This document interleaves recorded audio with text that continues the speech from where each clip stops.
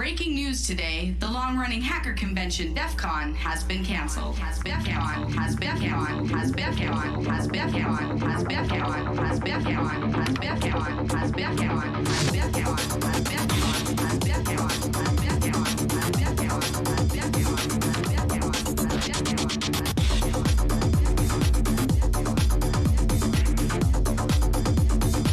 We have breaking news today.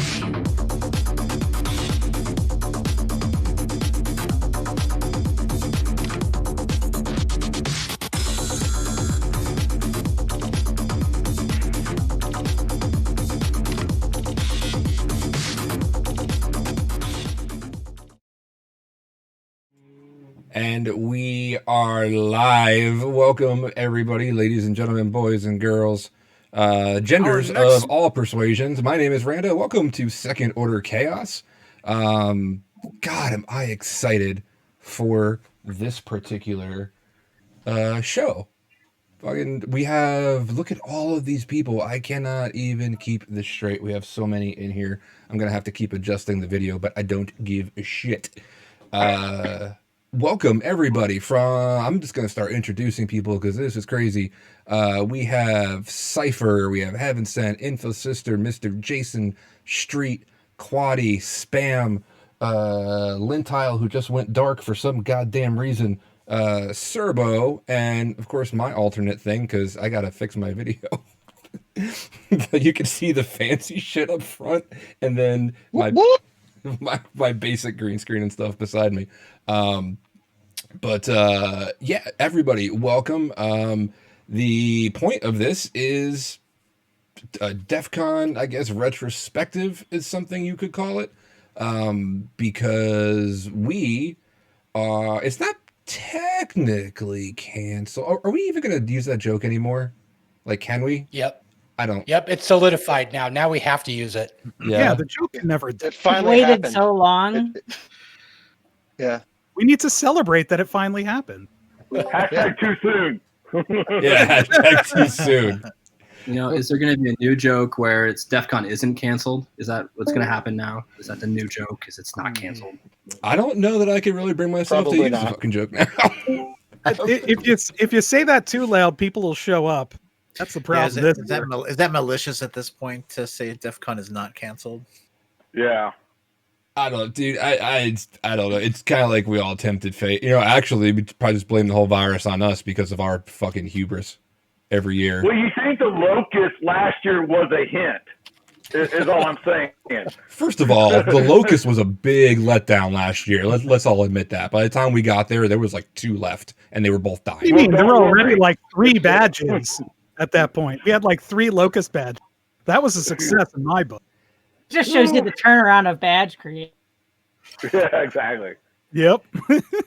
Osh Park is surprisingly fast. But like, So I've got a plan. I've got a plan here. So what we do is we just get a really small group and we don't tell anybody and we go to, I don't know, somewhere like Las Vegas. And we just kind of have a real small group. We share hacker stuff, right? And you invite your friend and I'll invite my friend and we'll keep it really, really small and we'll just kind of replace DEF CON that way. Let's Can I come to tweet it out, Ohio. Can I tweet it out? Yes. Yeah. Vegas or Ohio. We haven't decided yet. We still, Yeah. The 2 are up in the air. Yeah. So yeah, the reason I figured, because like we're getting kind of close to the first ever virtual DEF CON. I mean, we've had a bunch of virtual cons this year, and I think we're getting kind of good at it. It's not. I think we had a bunch of like trial runs, whether we knew it or not, with things like KringleCon and things like that going virtual. And I think the body of work that we have now for the workflow is pretty good. But there's still, and like you're like, all right, it sucks you can't go to Circle, it's virtual, but at least everybody's in the same room. DEF CON is of course its own special animal, and I think I've personally been trying to like put it out of my head until recently. I forget who I was talking to about Vegas things, and I suddenly got really, really fucking sad. And I was like, well, I can either get sad or I can invite all my friends into one place to go chat about all of their favorite DEF CON memories. And just see what happens, man. So yeah, Cypher, Heaven Sent, Jason Street, Info Sister, Quaddy, Spam, and Serbo. And Lintile is somewhere around here because he hasn't put his... Lintile, are you going to put your camera on or no? No, he's probably going to come in and out. Absolutely, as soon as I figure out how to. What are you, fucking new? Computers are hard. Computers are really hard. Have you tried turning it off and on again? Have you rebooted at least 3 times? Oh man, I did it backwards. Oh. Bro, Does it Lintile, say PC load letter? Lintile, I don't believe you. You're currently streaming on OnlyFans, so can you pick What? Me too. Wait, Listen. what's his username on OnlyFans? I got to subscribe to that. Well, no, the only OnlyFans we need is Info Sisters, which is onlyfans.com/infosisters. Lintile runs. Oh, okay, Lintile runs it. Sure. Oh man. In that case, my $20 a month is going to bullshit. I don't want to see him. I've seen him. You know, already. it would have been anyways. So, and I don't expect that this whole conversation, however long this takes, usually my shows are an hour. I don't really give a shit if this goes for 4 hours. And I don't expect this to stay on the rails at all. But That's good. yeah, as soon as Jason showed up, I was like, nah, man, this shit's gonna go off pretty quick. If it's 24, do you also put makeup on again?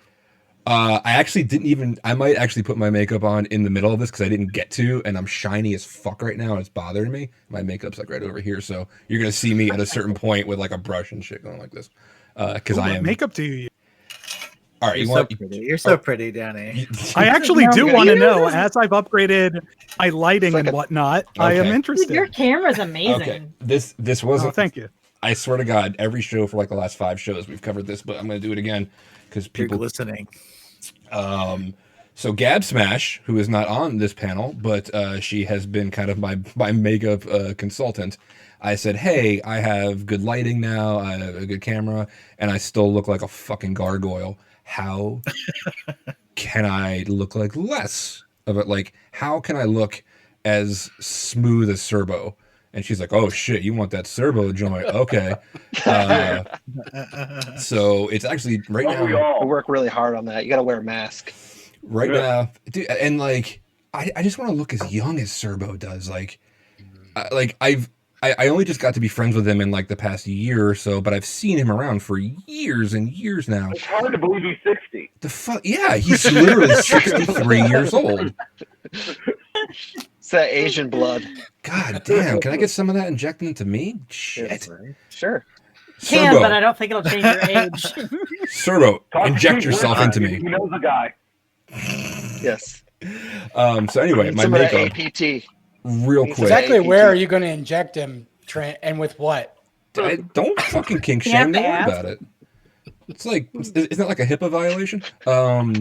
So real quick before we get to the actual point of this, so this is the first thing. It's called Stay Matte, and it, I guess, I don't know what it does. Powder, I don't know. Whatever the powder does is it like flattens out the fucking fuckery that's my face. That's the best explanation I have for The it. shininess, right? Yeah. That's the That's a technical term. That's a Right, technical the term. shining stuff. The real MVP, which I clearly have not used today. I hate that I keep doing this. Oil control film. Right? This is how I get rid of the oil. It's these little fucking sheets, and I don't know that y'all really want to see this, but it's these little. I don't even have my knife on me. God, what kind of hacker am I? Fuck. Where you can take it out. You want to borrow mine? No, it's probably got COVID on it. Don't fucking touch your stuff. It's the whole point of this goddamn show, Spam. Oh, no, it's Kershaw, not COVID. Is your version kosher? So I like how we start with guys talk about makeup because we have no idea what we're talking about, right? I'm actively listening. I'm learning a lot right now. Yeah, I legitimately have questions. I I have don't know no what the fuck idea. I'm doing either.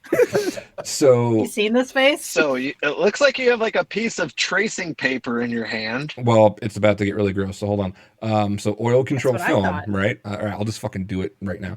Really need to watch the stream. So you take this, and you can get a pack. These are like, I have like 600 of these for like $5. No big deal. So you just take this and fucking put it over. I am oily as shit today too. And then once you do that, the shit gets like translucent. Like, look at that. That's one wipe. My filthy fucking ass. Look at this. You're Like- fucking greasy, dude. So Dude, so you're wiping up the oil with that, and then you're putting on the thing that makes it matte. Yeah, that makes it matte and keeps me a little less oily. Now these things will hold. This is so fucking stupid. This will hold for a good 2 to 3 hours, which normally isn't a whole thing. I'm just gonna keep fucking doing this because I'm already I'm already knee deep into it. But when I do my 24-hour, It's okay. I'm already 3 drinks in. I have, Yeah, I'm number 4. by the way, pro tip for streamers, if you're going to be doing a long stream, which I think this one will be, I just put my gin and tonic in a giant Starbucks fucking thing. So What I do at work. what's that? Yeah, right. Because work is home now. But for like larger, like longer 24-hour streams, charities, things, I have to reapply. So now make sure you throw this shit away. Because if you don't, like I left it in my cabinet for like a week and it turns black. It's just, you don't want to see it. It's just not good. The only thing I don't have. You save that for like beer bongs. You use that to like kill the head. Well, maybe it's spare parts if we need to build another rando. Yeah. My DNA is everywhere. Like you didn't already know that. Oh, we know, Rando. My DNA is on so many of Jason Street's bags. It's not even funny. His bags and his ones. Wait, you have more than one bag? I can't really argue with that. I've got lots of bags. I'm a bag horse. Oh my god, yeah, One. more than one bag. Have you met Jason? Shit. So now here's the mat. Always looking for the better bag. Yeah, Exactly. here's the mat. I and then literally I have just- like 4 that I usually still use interchangeably. It's like depending on where I'm going, what I'm using. So. Is there a live count of how many people we're losing per minute? I've actually gained 6. Let's dive deep into the bags because I just got a new bag right before coronavirus hit, and I was really satisfied. I was really sad for a while. What, Jason, go ahead. Oh no, I'm just saying. It's like, well, it all depends on what you're going to use. Like, if you got like a small laptop, it's like I like this one. It got it at the DEF CON, of course. It's like because it's a really good. You put all your gear and you just throw it all in there. And it's got a lot of boxes, a lot of pouches. That looks like more of like a sack to me. It's a satchel. And this one's my go-to. This is my my everywhere child because it holds a Surface Go, iPad Pro, my Mavic Pro, my Battery Pros, my Pen Pros. I'm just gonna keep saying Pro, and it's like also like my iPad Mini and a couple other devices. And I can interchangeably put all my keychains on it to piss off TSA because that's what you're supposed to do whenever you can. But this is what I carry, and also I can carry it everywhere. Like, I mean, this has gone up the Great Wall of China with me. It has gone up a volcano with me. Just it's really handy to carry. Lintile! A wild lintile has appeared. It worked. Turns out I needed to restart my computer. Oh, you tried turning it off and on again. You Nailed it. fucking amateur. Oh. So 1, 2, 3, 4, 5, 6, 7, 8, 9, 10. Oh shit, fuck that up. All right, now I think we should be good. Actually, Aleth is supposed to join us, but I don't know when she's coming. So, Yay. because Das Baby and all that. So yeah, like with my bags, like I am very finely monogamous to something. I've had my favorite EDC, which is a Peak Designs camera bag, for like a couple Is years this turning now. into an EDC discussion? Because I got opinion. I'm transitioning back to the topic, you mongrels. Yeah. Wait, and- this show has a topic? Yeah. Yeah, it's me trying to What the wrangle hell you. is the morons. internet? Hold on. And by the 30 way, seconds on the clock. Go ahead. And by the way, as you'll notice, if you would compare the first scenes in this show, I am now considerably prettier. Just so you know. Ooh, You're so always fresh pretty and in my so eyes. smooth. Oh, thank you, baby. You're glowing. Jason, you got quite a hairdo going on, man. I just have the rose-colored glasses, so you just Quarantine, always man. look gorgeous. You're Um, always beautiful. But I realized part of my I sadness told you this- about that dream I had about you that one night, right? It's our private time. Shit. Oh, sorry. Sorry. God, just talk about OPSEC, man. You can't trust him with anything. But one of my sadnesses that I realized like too far into the quarantine was like I hadn't carried my bag because I had no fucking reason to.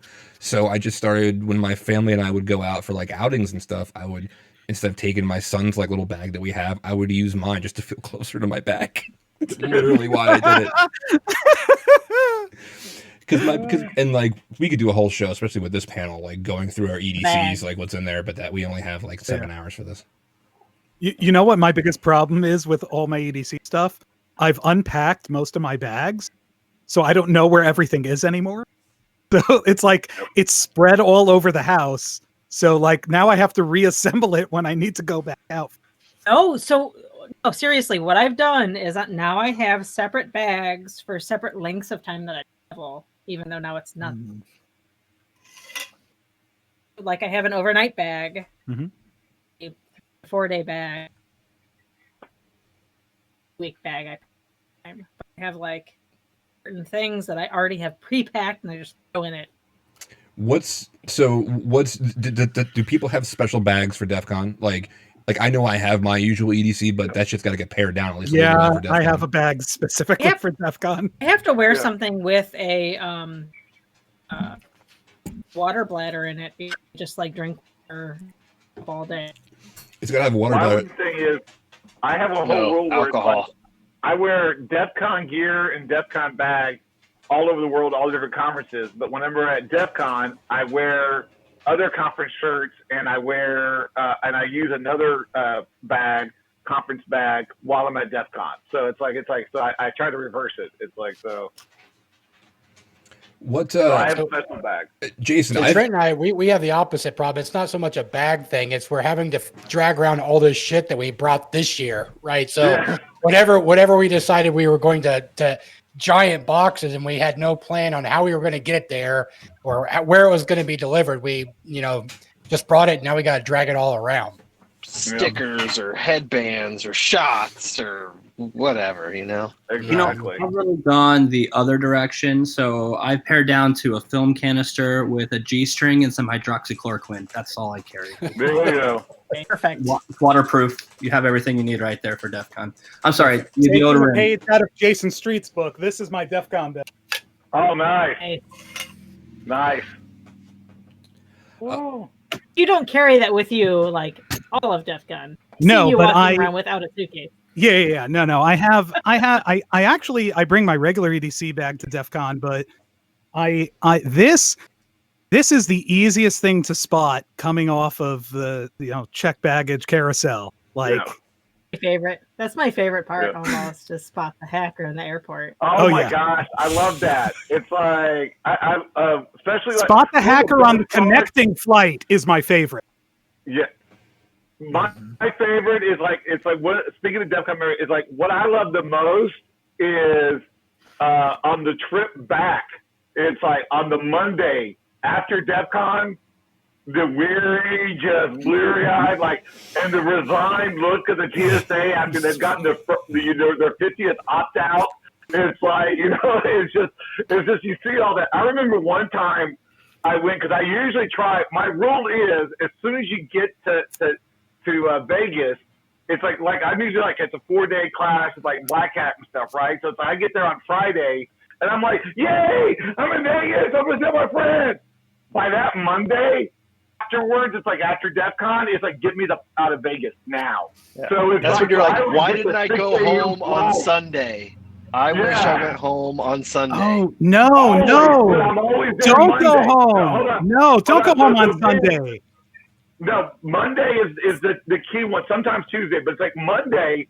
Yep. One time, instead of getting there on Monday morning, my boss thought it would be, he got a better deal, and he booked me for the afternoon. And so I get to the airport at like 8 a.m., and they're like, oh, we can't check you in. And I'm like, well, you can't make me go back. It's like, I literally just stayed in the airport for like 4 hours because I was not going back to Vegas. It's like I was gone. It's like, it was like, oh my gosh. So a great piece of advice I heard many years ago, after I had already started doing it kind of out of necessity, because after a week and a half of Vegas, I'm dead. So I basically need a day to just sleep. But like I do these days, it's usually Sunday to Wednesday. So Sunday before DEF CON to Wednesday after DEF CON, or sometimes Tuesday. And the talking with Noise has referred to it as ease in, ease out. So you have, like, for me, I get on the ground in Vegas. I make sure I'm staying in a place where I have at least a mini fridge, if not something bigger, in my room. So I always rent a car, and I'll go out to supermarkets, stock up on food so I can eat like a human. And I do all sorts of cooking and whatnot in my room, which is a whole other thing. But what? One time Trent and I rented a car. And by the way, for everybody in chat, Serbo and Heaven said they are the ones that run DEF CON parties. So anybody who's ever seen the DEF CON parties swag and all of the whole list they put together, and I love that fucking headband. I have one on. It's on one of my Muppets over here somewhere. They run DEF CON parties, so their stories are going to be specifically interesting. Go ahead. Oh, but you got to tell the what's it called, the what is it, margarita dispenser story? That's my favorite story. Yes, that is a good story. So, like, for me, I get into Vegas, and like I get my rental car, and I go and I stock up on food, and I stock up on other supplies, and I roll in, set up my room, and I get ready for the insanity that is going to be, the week ahead. Because I'm doing stuff for B-sides and getting insane with that. I go through that, and then I'm dead, and then I have to get ready to move into a DEF CON hotel to deal with DEF CON stuff and like die with that again. So by the end of the whole weekend, like when I used to fly back on Sunday night, like I would like pass out because I'm on the East Coast. I would pass out on like the flight back and pass out for the next day. So, like, why on earth kill myself to get on that flight? Like, relax in a hotel, wake up the next morning, maybe decide, like, I know some folks who will do stuff like, hey, they're gooning and they'll just, like moving stuff into storage. So it'll be like, okay, I'll relax at the pool for an hour and then move stuff for an hour, and then relax at the pool for an hour and then move stuff for an hour. And, like, you all do this stuff on purpose? Like, this is a thing you prepare? Like, hey, I was unaware that people did much more than like throw something into a suitcase. It's sent via the most expensive taxi ride ever to a Vegas hotel. I used to do that, and then unfortunately, I started volunteering for things, and that was my mistake. Oh, once you volunteer for things, now you have responsibility. No, I'm more like Lental. You just you just throw everything in the suitcase. Though that has bit me in the butt one time. It's like really bad. It's like I literally. One year this wasn't going to DEF CON, but I went to Singapore, and I packed like 15 minutes before I was supposed to get to the airport. It's like, or head to the airport. And so I had all these piles of clothes to pick through while I was going to be there, because I was going to be gone for like 2 weeks. And I get to Singapore, I open up my suitcase, and I literally only packed the shirts, the pile of shirts. That's no underwear, no socks, no pants. I just had shirts for 2 weeks. And trying to go get American size pants in Singapore was an adventure, to say the least. But it's an adventure, and that's worth it on its own. You honestly, don't need to pack for DEF CON. You just get up. I mean, like, Bill and I are having a conversation the night of, like, hey, did you pack yet? I'm like, no. It's like 2 a.m, right before we leave. He's like, what are you doing? And I'm like, well, they released the photo of what the badge looks like, so I'm printing it on a shirt so I can wear the shirt that looks like I have the badge around. Let's be clear. The stuff that goes into my bag, like clothing I'm gonna wear, is like, that's like Jason, 30 minutes before I need to leave for the airport. It's just, there's things like, is that enough shirts? I think so. I pack more. You know what? I'll pick up swag shirts. It'll be fine.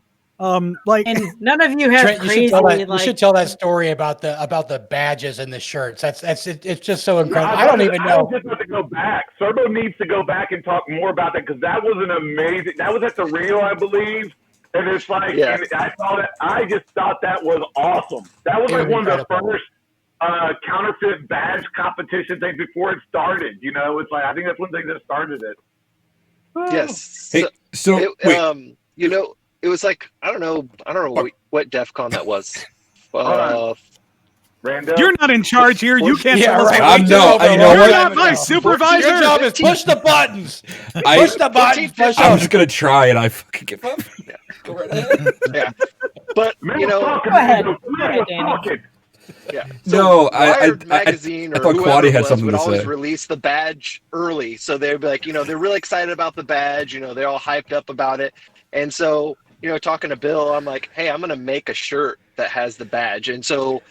At that time, Bill and I were still running ihack.com, and Bill wrote an article on that we were going to sell the shirts for like $15, and you can use them to get into the con.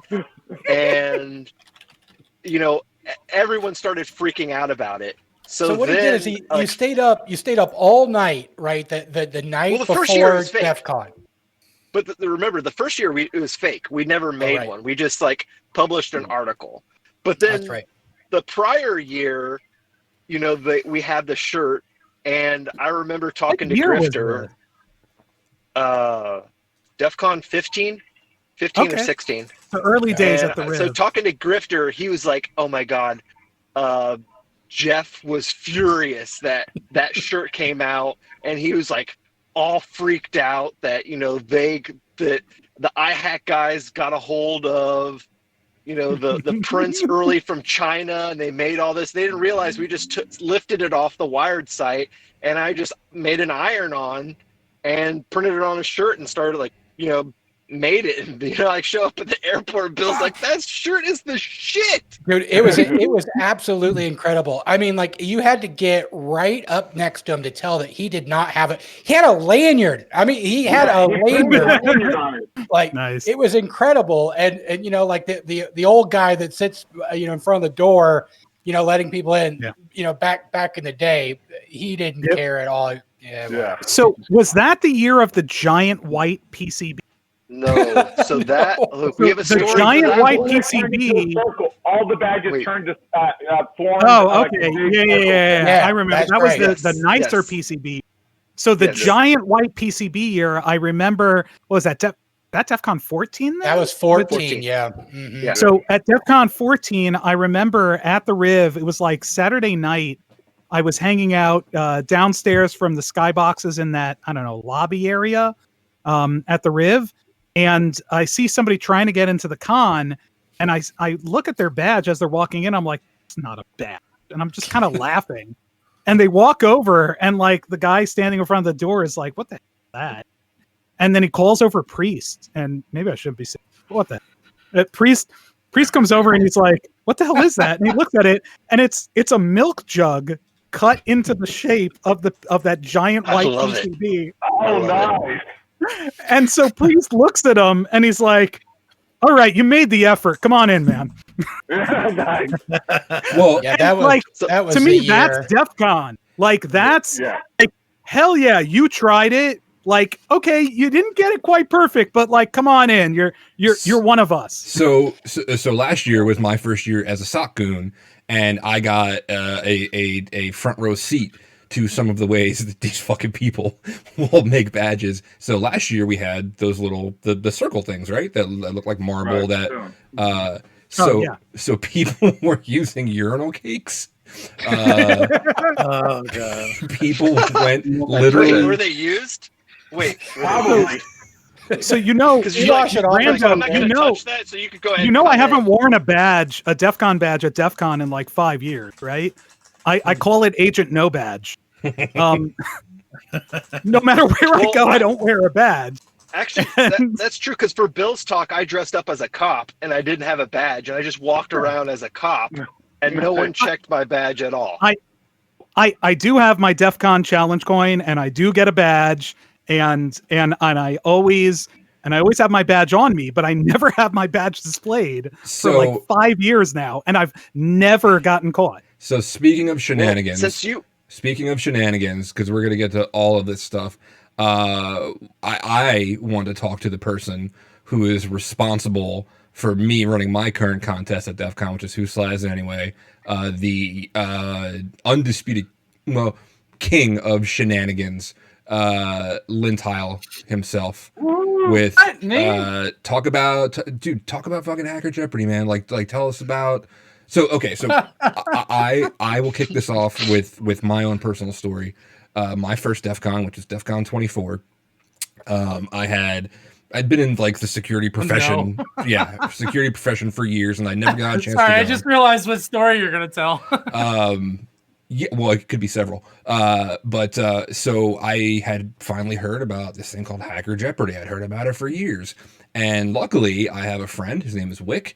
Jamie is a very good friend of mine. And I went to go sit in the back because there's 8 million fucking people at Hacker Jeopardy every time. And he's like, no, fuck all that. And like he leads me and my buddy up to the very front row, which realizing now, like, that's a pretty big fucking deal. And we just took seats. Like I stole... it turns out I stole Dave Schwartzberg Heel's seat, Pikachu, and he came over rather surly going, who the fuck is this? Why is he in my seat? And I was like, I don't know, man, I'm just here with Wick. And then we got so into it and so drunk, I stole somebody's bottle of wine and ended up trading it for a bottle of gin later. And like, that was my first Hacker Jeopardy experience, seeing some guy in a giant Pikachu assume they costume. deserve it. Yeah. And it was just. And it was somebody's. I found out whose wine it was. Whose wine was it? I think it was Heels.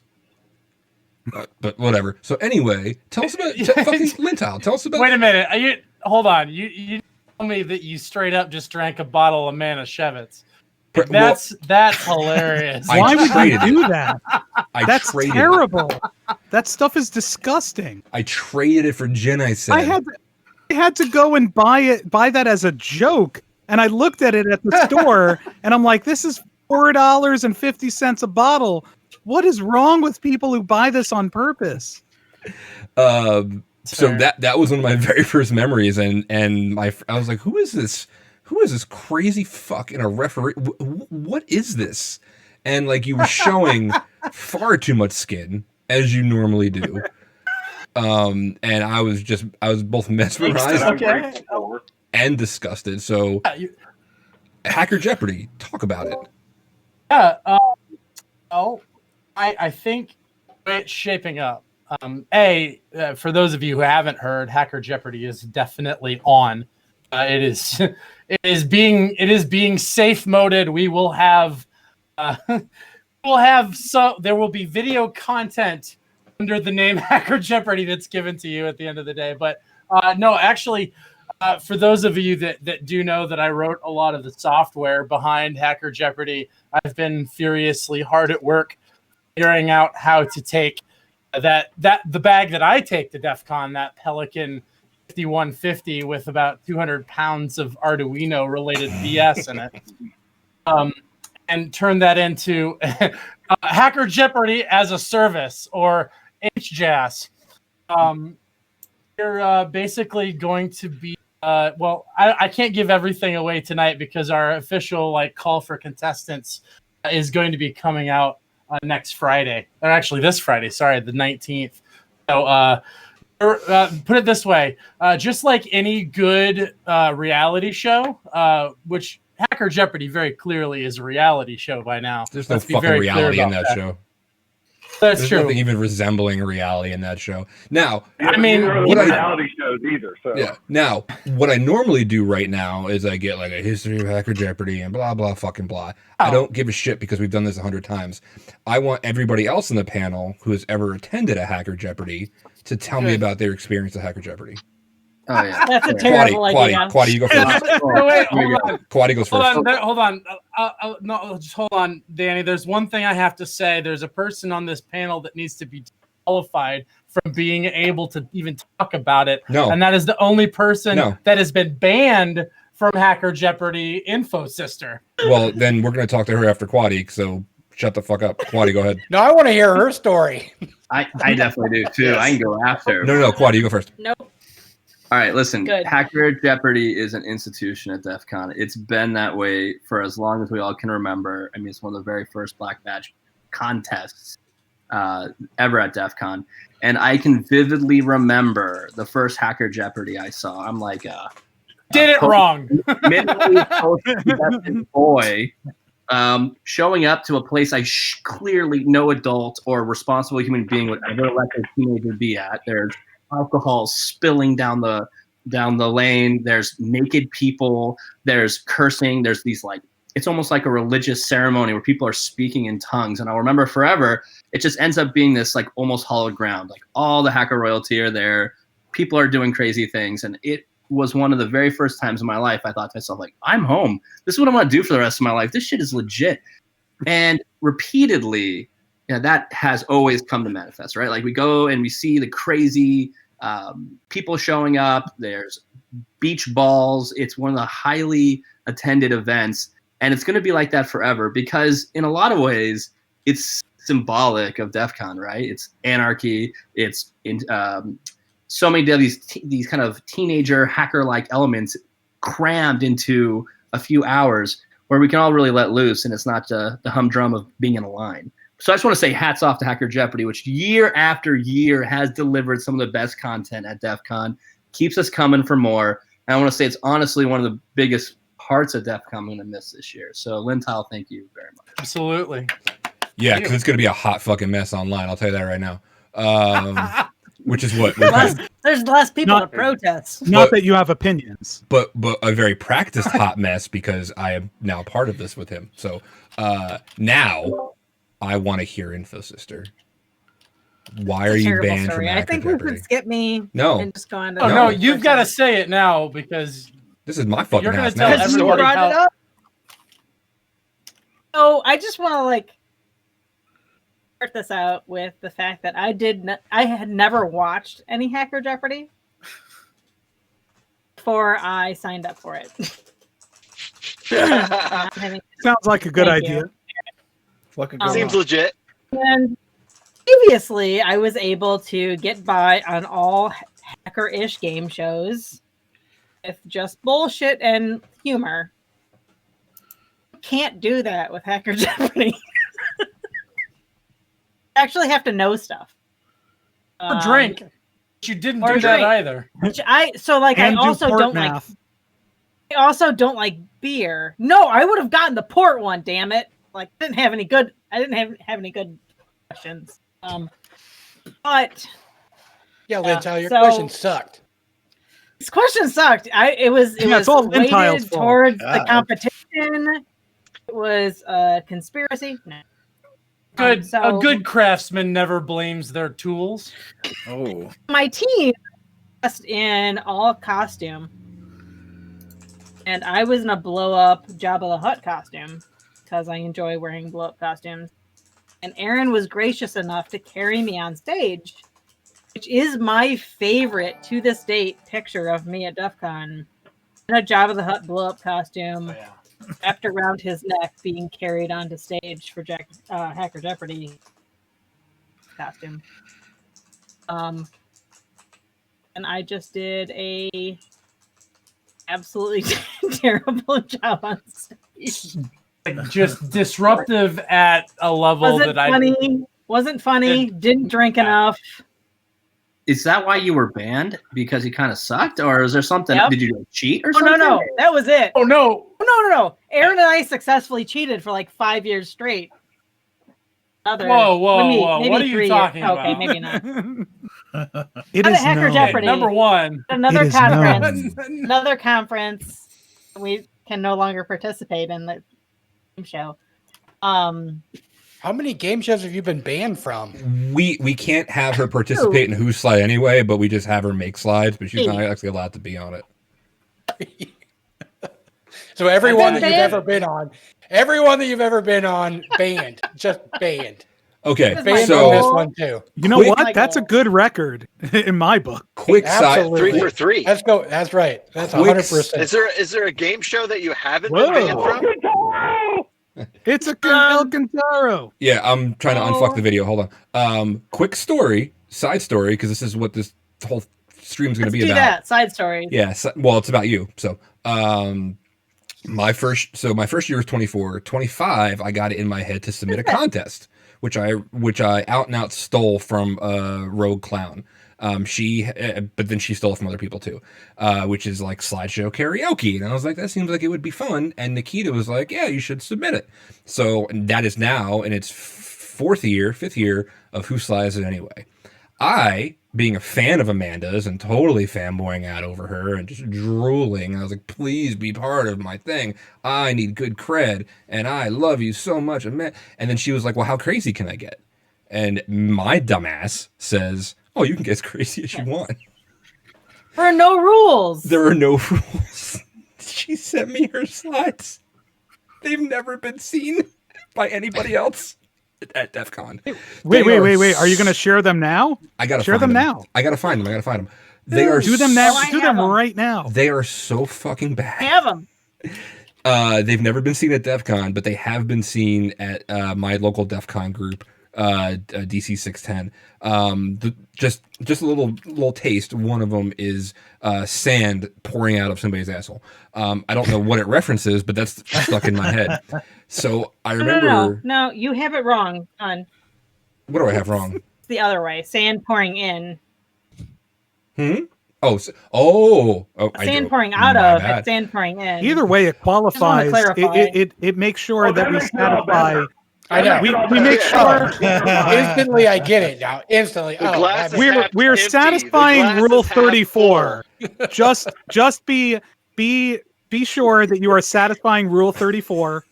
And you should take. Toro's used to hentai. He's going. That's a no for me, dog. Yeah, no for me, dog.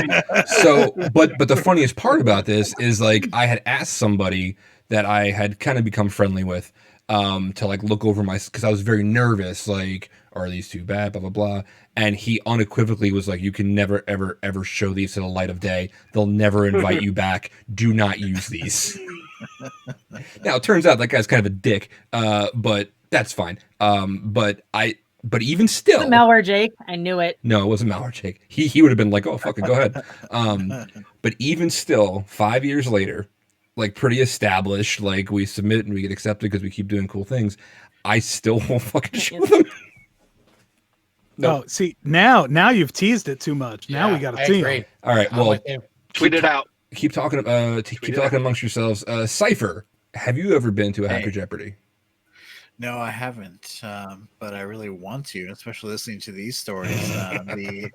The sand in the asshole was a particularly interesting point. So, you had me at sand in the asshole. Yeah, I'd love to hear more of these tales of the Hacker Jeopardy, please. So, what was your first your first DEF CON Cypher? My first DEF CON was last year, actually. No shit. Yeah, I've been in IT since like the early 2000s, and I didn't get into security until like 2012.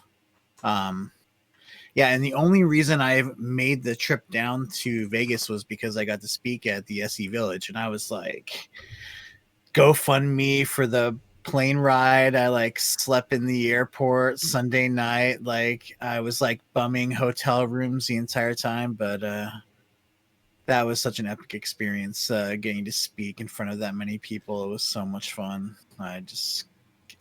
Really it was like a springboard that led to my current job and like has been so amazing. So yeah, I've been completely in love with the community ever since. And that's a very sweet story, but I'm a little. I know. I'm a little distracted. I'm like I'm half drunk, so I'm like no. I'm saying, now. I'm saying it's a very sweet story, but I'm distracted because I found two of her slide decks.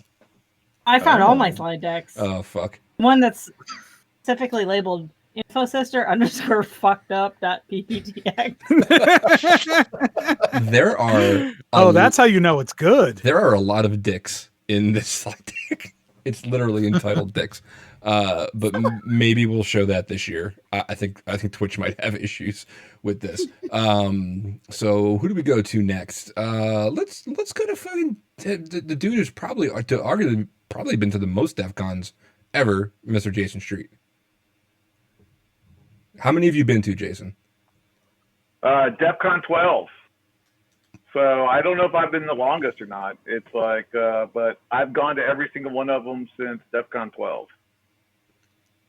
Tell us So about your, over 15. you know what, Jason, like you're pretty much the poster boy for like DEF CON groups and, I'm the unapologetic fanboy. I love people when they used to insult me by calling me a fanboy, and I'm like, yeah, I am. Yeah, so fucking like, love it. What's your point? It's like I found my family there. It's like, yeah, I'm a DEF CON fanboy. I've never actually asked you, of all the things I've asked you, because I've interviewed you quite a few times and we've become friends over the years. What was your first one like for you? It sucked. I was an idiot. I actually wrote a post on DEF CON's website about how bad I screwed up. I was the poster child for not doing DEF CON well. I went there. It's like, because I knew DEF CON in the late 90s. I heard about it, and I was like wanting to do it. I was doing BBSs and hacking IRC stuff since 94 or something like that, and getting into the hacking scene. And I was like, oh, that's so cool. And then I started hearing about DEF CON in 96, I think. And this was my dream. So in 2003, I finally got a job where they allowed me to go to DEF CON. No, they allowed me, but they didn't let me go until 2004, which was DEF CON 12. And I was so hyped, and I had this whole image of this is what DEF CON's supposed to be. So I really, at Black Hat, I was just, I had my some nice dragon shirts on because I was in a dragon shirt phase back then. But then at DEF CON, I spray painted my hair blue and was wearing these shiny. Yes, exactly, sister. It was that horrible. It's like, and so I'm just like, it was so pathetically sad. Real spray paint?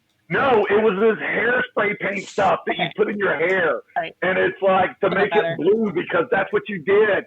It's like you're supposed to be a hacker, and it's like, and I went around and I was a total a-hole to people. I mean, freaking, and not like an a-hole like being rude or being mean or bad, like some of the people that I knew there, but just being too much of like, oh, can I get a picture with you? Oh, look, it's like I was an effing tourist and like, and just a thing, just like, oh, I'm just here. I didn't understand what it was about.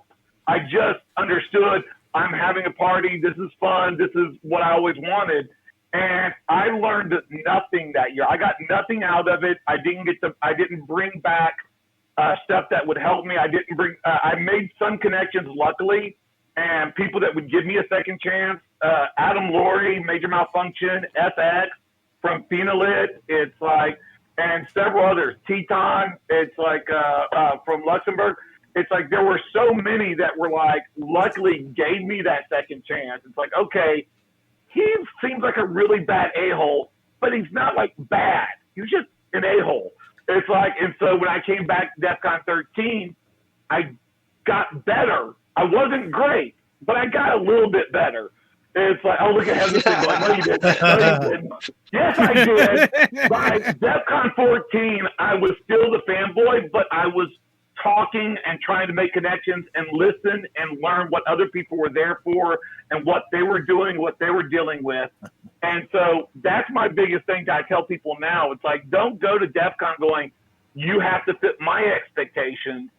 Go to DEF CON without expectations and just let it be what you want it to be and let it be what it's supposed to be. Instead of saying, no, you have to be this or you have to be that. I mean, one of the things that pisses me off the most about DEF CON 12, though I did get to ride Steve Wozniak's Segway, and I got a picture of that. That was awesome. But there was the party, the OSVVD party. H.D. Moore, Spoon M, all those guys had just released Metasploit. Did I learn anything about Metasploit at that party? Did I talk to them about what they were creating? No, I got a picture with them, but I didn't learn anything from them. And so it was just wasted opportunity after wasted opportunity. So that was my first one. It was horrible. But after DEF CON 14, DEF CON 15, it started getting better. I started taking it in and started and I didn't spray paint my hair blue anymore. And it's like, and I started trying to learn it. So that's what my first responses were. Because I remember the Alexis Park. I mean, that's where it was at, and that place was. There's a reason why Alexis Park holds a memory for people, because it was just so much more of just connecting and hanging out and like talking and communicating, and also being very hot as in the heat. It's like waiting for a line. It's like people complain now about lines now at the mother. Do it in 100-degree heat when after watching The Matrix, you came to DEF CON in a trench coat, mother. It's like people were driving off slides there. It's like because they were like, oh, I'm going to be Neo. And like, dude, it's 110 degrees, okay? You're not in The Matrix. Waiting for in a 2-hour line outside to get into a tent. Remember that? Oh God, that tent! That tent was the devil. Oh, that thing was awful. Yes. Oh, one of my favorites was DEF CON 13. I literally did the legit Spot the Fed game. It's like this idiot. I'm sorry, I don't mean to be disrespectful. This idiot FBI dude that I met at an InfraGard meeting in Oklahoma City. He handed me a business card, and he was like a noob because it's like the other agents had told him, "Don't give him anything." It's like before these InfraGard meetings. And so as soon as he handed me that card, I was like, oh, I'm so going to use this at DEF CON. It's like, please show up. And he said, well, he literally, he had the nerve to say, he's like, I need that back. I'm like, no, it's good. It's like, you gave it to me fair and square. So DEF CON 13 rolls around like 3 or 4 months later. It's like, and I love Feds because Feds, Hawaiian shirt, cargo shorts, disguise. Right? It's like, and so I saw his partner being all chill. Polished shoes, right? Hawaiian shirt and polished shoes. That's the Fed. So it's like, so I see this guy freaking his partner chilling out at the pool. I'm like, hey, where's the noob guy? And he's like, he's waiting to go see Theodore's talk. It's like for the NMAP thing. And so I literally just like walked it, busted, cut the lines, like, oh, I'm going to this talk too. What a coincidence. I hung out with them and then we waited for the talk. As we get in, and as soon as we're walking in, I said, oh, hold on a second, there's my friend. I went to the goon, and I was like, I showed him the car. I said, go get Priest. I got a live one.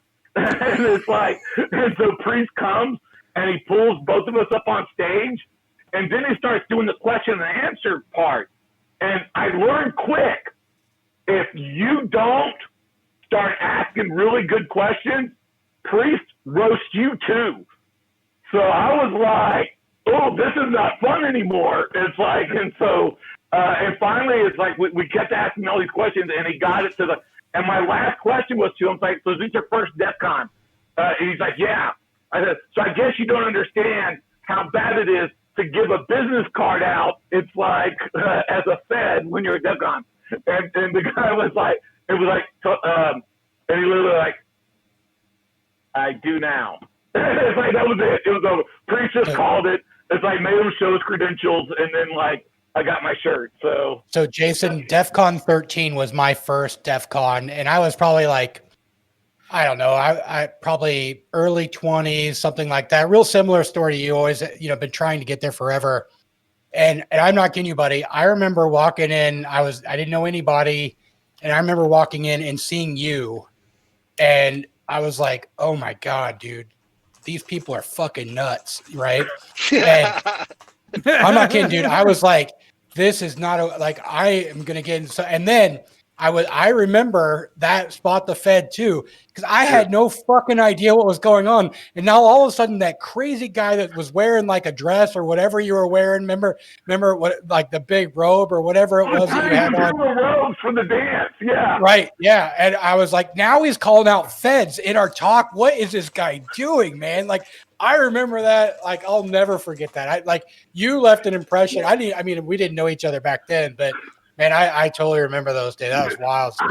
I remember my favorite is on Sunday mornings, people coming up to me going, are you okay? Are you, dude, I don't know what you were on last night, but you were tripping balls, dude. You were like, I was worried, man. I was going to call the medic. And I don't drink alcohol, and I don't smoke cigarettes, I don't do drugs. I'm literally just this naturally crazy. I'm like, I had to tell him, no, I'm good. It was okay. It was a bad trip, but I'm good. It's like, but yeah, I'm 10 times more crazier. It's like than anybody that I've seen, on drugs.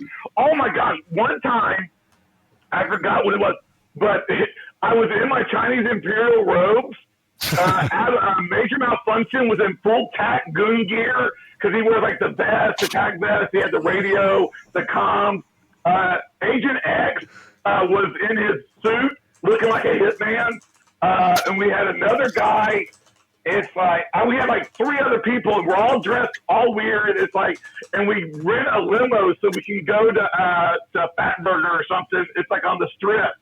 And it was so effing amazing because you watch the door open, and we're like in Vegas. So the best part about this whole thing is we get out of this limo, and it's like, and at first it's Agent X looking around, scoping everything out, and then Major Malfunction, then me, and then like these other guys, and not one person batted an eye. Not one. It was like, whatever. It's Saturday. We're good. It was awesome. I just want to say 13 was also my first DEF CON. I was in Fjordor's talk for NMAP. That was my very first DEF CON talk ever. This is totally full circle. I'm now connecting that was your crazy ass. And then again, mad props for that.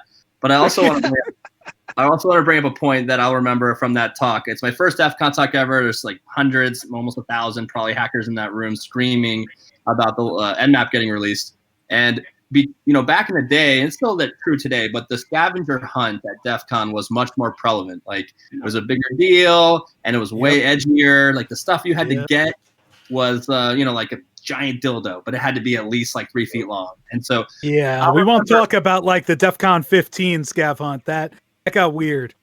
So on the scavenger hunt for DEF CON 13 you had to be at Fjordor's talk. You had to take off your clothes and streak through his talk. So probably 5 or 7 times during that talk, a geek like us would stand up, strip off their clothes, and just run screaming through the room to the door. And I had no idea about the scavenger hunt. This was my first DEF CON talk ever. I just seen like this Fed get spotted. It was super weird. And periodically people were taking off their clothes. Like they were possessed or something. I was like, Jesus, I just seen a bunch of nerd down here. This is kind of weird, but I'm into it a little bit. I'm here. I'm going to stay here. I'm going to come at DEF CON forever from that. And I was hooked. That was it. So I think that's one of the things we should address here. So it's kind of like the evolution of DEF CON, right? So the legends of DEF CON 9, the 10, kind of the Lexus Park. And DEF CON is pretty different now, but there's a lot of new blood that's there. I don't think you could streak. You couldn't streak now. You'd be arrested. But it doesn't matter from the property, honestly, and whatever that shit that they say that they're going to sue you for trespassing and all the other shit. I mean, you could. It just depends on where. Honestly, seriously, like it doesn't matter. Park, like no rules. I loved the AP and I miss the AP, but it doesn't matter. That was awesome in its time and place, and things are different now. I had and never every to be 2 very to clear, 3 years. It wasn't awesome then. We just had fun there. I had never actually been fun. We had a lot of fun, but things are different now. And every 2 to 3 years, it's a different DEF CON. My first year, like Jason, my first year was DEF CON 12, and it sounds, honestly, everything you're saying is very similar to my experience. Like, I was watching from afar, and like, hey, honestly, what went through my head was like, am I worthy? Almost like, can I show up? People reject me, and then I'm like, you know what? I ended up talking with a guy who went to my college, and he's like, oh yeah, I've been going to DEF CON for a few years. Yeah, just show up, man. I just showed up, but what I've seen over the past few years is over the past few years especially is every 2 to 3 years DEF CON changes dramatically, and it's a totally different experience. So this person who was the one who told me, yeah, just show up, man. Well, I go and I now have to tell him what DEF CON is now because he hasn't been to DEF CON in 2 or 3. And I'm describing like, hey, you should check out this, you should check out that. This is what you should like. It's fascinating to watch every few years And it's kind of awesome to watch every few years everything get reinvented. And what I love now is how all of the stuff going on in villages and all of the stuff going on in suites and other things that people are renting out, there are a million different individual experiences that you can have. Within DEF CON. You show up, everybody is gathered in Vegas, and there's so many experiences that you can have. Well, Spam. I would say that everyone's experience is totally different. You know, like mine was 14, and I went with Bill. I'd never been, and I remember going up to a goon, and I'm like, "Why is your badge red?" And he's like, "You're a fucking noob, aren't you? You fucking dumbass." And, You won't see I'm that like, now. "Yeah, I am. Why is your badge red?" She's like, "You'll fucking learn." And so Bill and I, that was the year that they had, the white badge, and Bill and I were talking, and Bill's like, "Hey, why don't we take these badges and go to that street painter and paint them red, and we'll become these whatever these goon things are." Hell like, yeah, that's a fucking great idea. So we go tape all the electronics off. We go to the street vendor, and he spray paints our badges red, and now we're goons. Like, we were going into skyboxes, like talks that were completely full. We would just go into the skybox above the talk and go in just because we had the red badge, and like we did dickhead things because but that's the honestly our that's badge red. That's the spirit of DEF CON. Like that's what hearing everybody talk. That's like I think back to conversations I've had with folks over the years. Talk with folks like Mouse. Dr. Mouse. She has a doctorate now. Dr. Mouse. Doctor. So Dr. Mouse, she says, she showed up to DEF CON and she found her tribe. And that really speaks to me. Like I, for many, many years, like Jason, as you were going through it, like that really speaks to me of like, I watched it from afar. I was following things on BBS's, on IRC and wherever else. Like, I didn't think, I mean, like, if I'm being brutally honest, I didn't think I was worthy. And then I just showed up and I found folks that, I had just unbelievable experiences interacting with, and it truly changed my life. And it's whatever you make it to be, though. I mean, it's like whatever experience that you have. I mean, it changes, and there's different things that along the years that you just get into. I mean, like if you look at Bill has a story about we did different things. We were both there at the same time. I just selected a different room, and I'll let Bill tell his story about what he did with that red badge and who he met. Maybe for a different time. Like, I was a young kid, and I had too much to drink, and I believe that I may have watched too many Scooby-Doos as I was growing up because at some point, the clock is probably 3 or 4 a.m. I decided I was going to go tell Priest exactly how, Trent and I had hacked DEF CON, and I learned some important lessons that night. But that's also honestly, it's a relatively safe environment to learn those lessons as well. And he was like, "Hey, check this fake badge out." Look, man, I gained so much respect for that man, for Priest. He, what a good dude, and he handled me absolutely correctly, and basically took that shit away, told me to go home, sleep it off, and come talk to him in the morning. And what a good dude he was. He was. Oh yeah, Priest is definitely very the good spirit of DEF CON goons for sure. Yeah, one of the things that boggles my mind is people nowadays. They're like, they somewhat seem like it's orderly. It's like, I mean, it's DEF CON. It's a hacker. If you can get something, or you go down the line, or get into an area where you're supposed to get to what you want to be. My first DEF CON was last year. I'm 39 years old. My friend came who lived in Vegas, and I had a village badge, like a big cardboard village badge, and we went everywhere in DEF CON. The only village that stopped us was the blue team village. No one else gave a shit. And I figured, like, this is my first DEF CON. I may be old, but I have to get into some hijinks, right? Yeah. But like that's the thing. There's no other conference that I can think of where I could talk openly about doing something that I'm calling Agent No Bad. Like it's part of the spirit of it, and that's really unique, and that's awesome. And one time I was in a skybox. This was in the Riviera, and I Mhm. heard some. Trent and I were in the skybox and we were talking. I heard some noise coming from, I guess it was a closet or something. I don't really remember exactly what it was. And all of a sudden, a couple people drop out of the ceiling, and and I guess they were up on the roof or something. Trent, you remember that? Yeah. So well, like fun story. we do you know that who there was in there, actually and a we do- pool on the roof got of the banned. Riviera? Sim- Yeah. Yeah, people got banned from that. But I mean, Don't get me started. My Shenanigans. first talk at DEF CON was DEF CON 17, and I still remember. Well, I don't actually. The whole point is I don't remember my talk. It's like because Priest has to get up on stage right in the middle of my talk, and I mean right when I started, and I'm like, I'm just starting the talk, and Priest walks up and is like, "Excuse me, I need," and I'm like, "No, I'm not done yet. What? I'm that bad?" It's like I feel like I was getting yanked off at the Apollo. And it's like, and he calls up, and he has to do a warning to people, going, "Okay, we had people trying to rappel from the roof of the Riviera, and it's like, and they had to be banned. It's like you cannot access the roof from the Riviera." And like did this whole announcement, and then I heard later, it's like that he came up twice.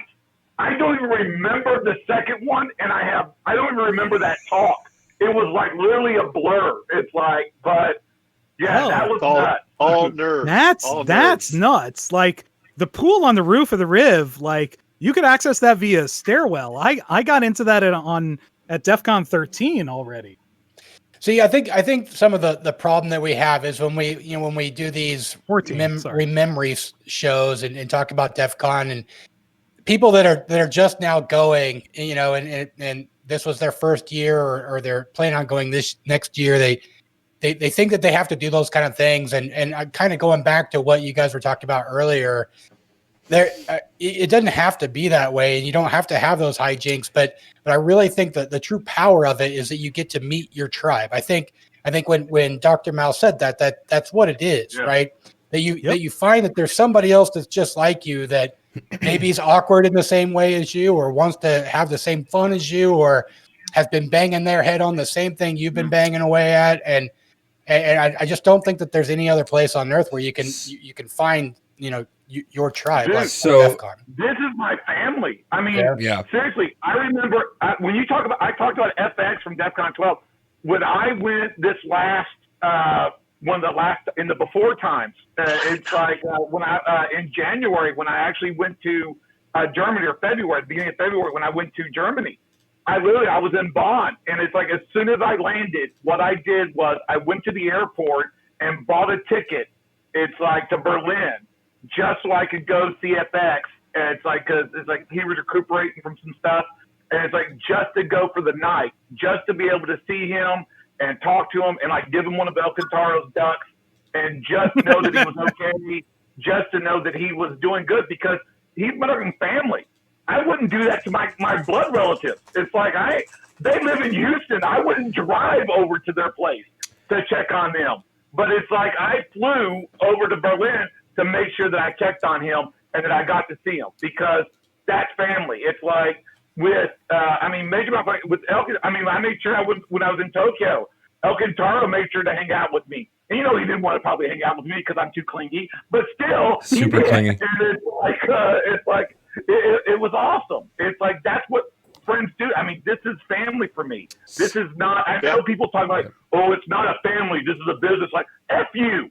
This is my family, and it always will be that way. So, there's InfoSec and there's the hacker community, and the hacker community persists. And like I've noticed, like I belong to a number of different communities, and I've found that honestly, because we were into social distancing before it was cool, the relationships that I have with folks in the hacker community have been more persistent and stronger through COVID-19 than almost any other relationships. Yeah. You know, So, like yeah. So I know for my end, I didn't get what it was really all about until probably last year, where and this is just general advice for anybody, because there's a lot of people in chat saying this is going to be my first year and I've never gone, blah blah blah blah blah. Your first year you're going to overdo it. Like you're going to do it.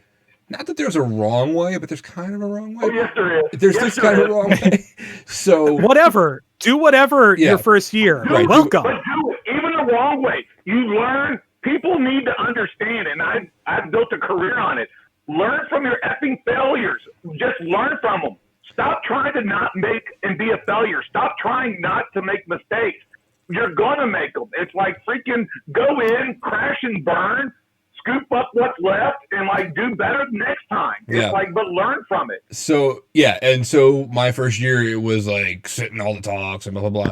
And last year I remember I think I reached my peak understanding of it, of like I am not making any fucking plans aside from running my contest.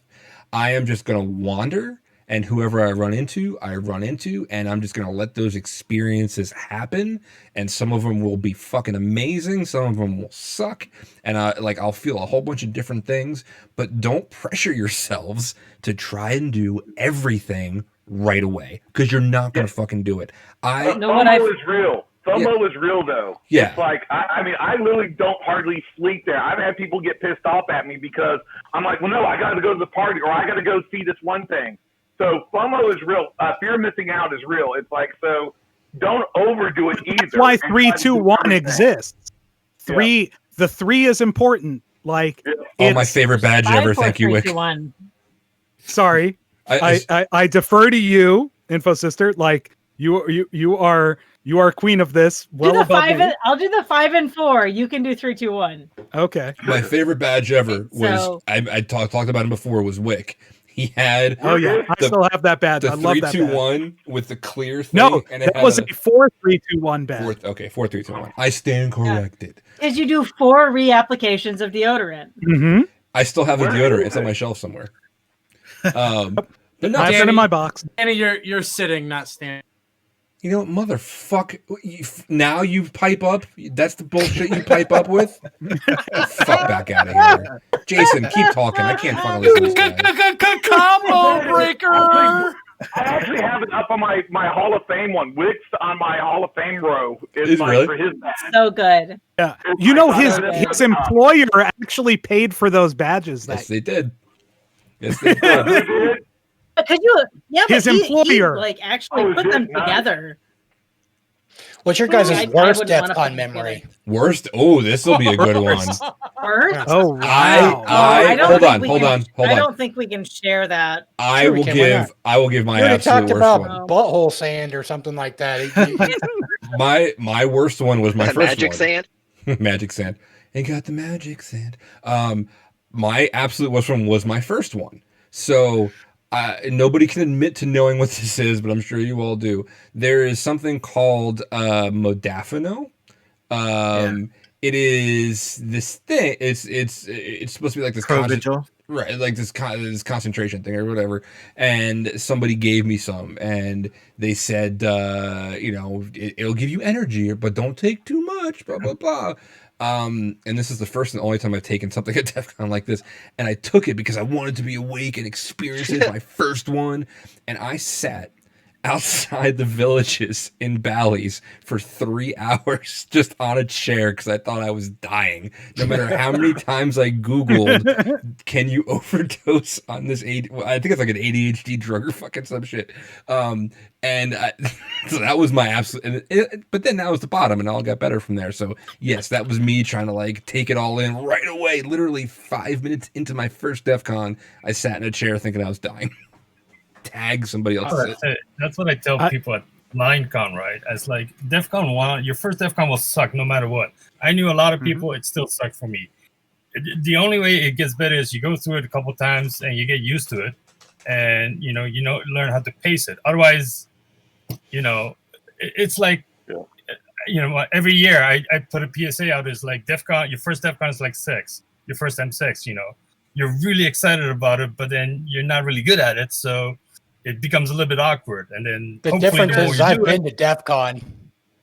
yeah, okay, fair enough. I mean, but I'm not I'm not saying that I'm a sex god or anything. I'm just saying that you I get know used differently. I know differently. you get used through the process, right? So it becomes less awkward. I'd also add look that how it does becomes something that it's not just it becomes less awkward, you're less awkward. You are not Right. as intimidated by it. Like Right. it There's is nothing that makes me less awkward. exceptionally intimidated by DEF CON for many years before I attended. Wait. I had to run into someone who said, "No, I've attended DEF CON. Just show up." Yep. Before I attended. My worst experience at DEF CON, I think, was DEF CON 13. It's like, it also helped. It was a growing experience. I got, hi, how you doing? It's like, I literally got so much crap that was deserved from DEF CON 12. It's like, I mean, that crap follows you sometimes, okay? It's like, and some of the members of the group that I was hanging out with just decided they harassed me consistently through trying to tell me like, oh, this person wanted to see you, or this person's going to be right here, you should go, and just being just merciless. And I'm gullible. I was hugely gullible because it's like I have a trust bubble. It's like if you tell me something, I'm going to believe you. It's like until it's proven otherwise that I can't believe you, I'm going to. I learned quick. It's like I said, it was a learning experience that it's like those people shouldn't be in my trust bubble. But it was brutal, and I had a really miserable time DEF CON 13 because by Saturday night and Sunday morning, I really wanted to get out. It's like I was just like, no one likes me. I'm stupid. It's like I don't belong here. It's like people are way cool. I mean, it was just such a bad impression, and I gave a bad impression in DEF CON 12. But so they were just reacting to that. But it was really for me to go to like DEF CON 15 where I started getting more comfortable and going like, you know what? Let them hate me. It's like I'm not trying to prove anything to them.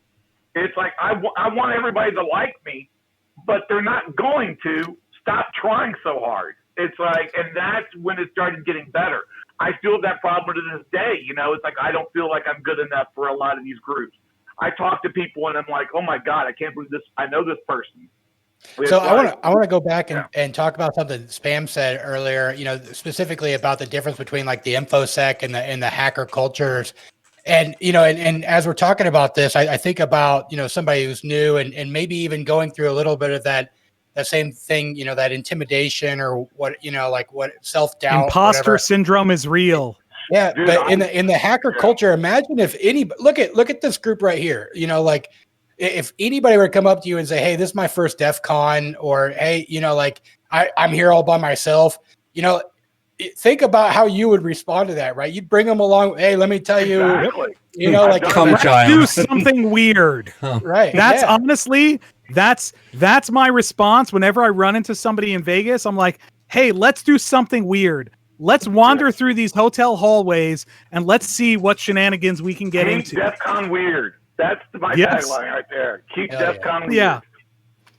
Like, and I mean, but at the same time, I want to point something out, right? Hold on. I want to say something real quick about what Bill was saying, and this is important. It's like one of the things that got me the most and got me through my first couple of DEF CONs, and he won't admit it, is major malfunction. Adam Laurie, you know what he does? He goes around to all the parties and he asks for tickets. He asks for invites to those parties. It's like, and then he finds people that have never been to DEF CON before and he gives it to them. It's like he gets them access to that. When people say, "Oh, Jason, you're so cool," it'll say, "Oh, Jason, you just accept me." I'm like, I learned this from Adam. It's like he treated me like I wanted to be treated and how I need to treat other people now. It's like because he was huge and he's still huge. It's like as a speaker and as a mentor in this community. And he made this goofy spray painted hair blue dude not feel like a total piece of crap because he was a noob. And it's like, and he was a rock star. And it's like, and not like the rock star, but he was literally as a solid human being, rock star. So that's what I try to emulate is people like those guys. Kintaro, like, tag, you're it. That's what makes it happen. Yeah, So, yeah, everybody starts off as a couple things, right? One, I have two RFID tags in my hand because of Jason. Because Jason getting tagged by Cooper. Because I'm waiting in front of the biohacking village. You know, I just wanted to say hi to Cooper. Jason walked by. Why are you in line? It's like, I was going to say hi to Cooper. He's like, let's just get the line. We walk straight past. We pass right over. Security looks up at Jason and is like, no, let's just gonna say hi. So we walk in. And then Cooper goes, "You're going to sit down and get tagged, right?" I'm like, "No." Jason's like, "Yeah, you should get tagged. I'll do it too." I sit down. Cooper preps me up. Jason just says, "See ya," walks out. I end up with 2 RFIDs in my hand. Right. I didn't get a tag. You just have my tag, man. Come on. Wait. I gotta know. Is the other one from Atlantic City? Oh yeah. It is. Okay. So, right. So, but no, what I wanted to say is that there is this sudden mentality that if you go to DEF CON, you make it. I don't know whatever that means. That there's so many people who's like, I have to be at DEF CON. It's like, look, it took me like a good 15 years since I knew about DEF CON to get there because, you know, I was building a family, a life, a career. You know, for me, DEF CON, a trip to DEF CON is a couple grand trip. It's not, you know, a couple $100. Yeah. Rugging it out. It's like, I got to get on an commitment. airplane, 24 hours, 1 week in Vegas, you know. So there are a lot, like, you know, thanks to Jason's activity, there's a lot more local activities. And, you know, because of this COVID that you can engage in, you don't have to be at Vegas to become whatever it is that you're aiming for. Yes, right. It is. It's great. You know, and it's a fun time. And you know, I like the pilgrimage, you know, for me, at least, it's more like a pilgrimage, right? Because it takes me a long time and a lot of money to get there. And that's a commitment that I like to commit myself to throughout the year. But at the same time, you know, if there are other things that are more important to my life, then I'm not going to go, right? And it's not going to change anything that I do. Or, you know, it's not suddenly I'm not going to be El Kentaro anymore. I'm going to be Kentaro, just a dude with a computer, right? I mean, I hate this, like, thing that is happening right now in, you know, especially with the newer people. And then especially, you know, one of the booth goons was saying that companies dropping off their employees because they don't want to sponsor a full blackout attendance. They'll just go to DEF CON and say that their employees went to Vegas, right? So I'm like, you're mixing up two things that it's separate, right? InfoSec and hacking are two different things, right? I mean, there's a lot of overlap, granted, but DEF CON in the end is a hacker thing, right? It's, you don't have to be there to, I don't know, advance your career, right? Anyway, that was so I don't think you have to. No, but I think but at the it's a same really good time, opportunity, honestly, right? because it's something that I think gets lost sometimes, the relationships that you establish. And this has been proven over time. The relationships that you establish with people over time, as a lot of us, and I'll only speak for myself, but a lot of us who got into this in the 90s and there wasn't an industry. We got into this because we were interested in this, and then it became a profession, and then it became our profession. Yeah. The relationships that we established have become useful for us professionally, but that's not why they were established. I'm not arguing that. I'm arguing the fact that suddenly your attendance there is going to make you whatever it is that you're aiming for. That's not going to happen. Yeah, if you're digging that's DEF not CON, happening. Yeah, it doesn't go on your resume. I went to DEF CON. Yeah, it's not on your resume. You shouldn't do that. It's like, no, but here's remember, the thing. Companies are releasing press releases of their employees attending DEF CON now. Forget that. That's noise. That says, our employees will be attending DEF CON. It's like, yeah, so are 30,000 other guys, you know? I attended the 801 party. No, that's noise. Forget that noise. Just like that noise can go away. But like it is, the relationships are important. And, you know, when we are able to meet again in meet space, I think it is something that is valuable for Right. people. If Oh yeah, no, if I there are, cherish that a lot, right? So I mean, yeah, Yeah, I Like, have personally weathered many, and honestly, as bad as they've been sometimes, I still think that they're worth it. I have weathered many a marital spat. I've weathered so much shit because like I fucked up a couple times in the beginning, but it is now become something that is far beyond some people's understanding. They think it's just a conference. They think it's just a Vegas thing. Blah blah blah blah blah blah. And you know what? Fuck those people, because like it has become something super ingrained in me. Like I am physically pained when it's not happening in the place that it's normally happening. So, and for some people they get that, some people they don't, and that's fine. Everybody does their own trip. I mean, yeah, like I just to reiterate that, like I have, like in my life, I have deep religious commitment. And in the pandemic, I have found that as much as I am interacting with folks in my religious community, I'm interacting far more often with folks in the hacker community. But Because it's those relationships have been established in the digital realm for many years. yeah, And I am in constant contact with those. And I while I see people making efforts to, to make sure that they're available and they're doing new things, I'm like, yeah, but I already have an established relationship with all these people. Yeah, but I want to make one thing there. But I remember attending ShabbatCon. It's like or ShabbatCon. It's like I don't know how to say it right. It's like that you threw spam. It's like so. I like the fact that you got even in during the time of DEF CON, even there was still you kept that connection, and there was and you didn't. And this is what I love about hackers. It's like it's like we can take any event, we can take any kind of instance, and we can hackify it. We can like create badges. It's like we can put coins. It's like I remember walking in, was able to go see, and like it was one of my best moments from DEF CON last year was being able to attend. Thank you. It really means a lot to me. And just seeing the group and just the faith. It's like and your faith is different than mine slightly, but it's still.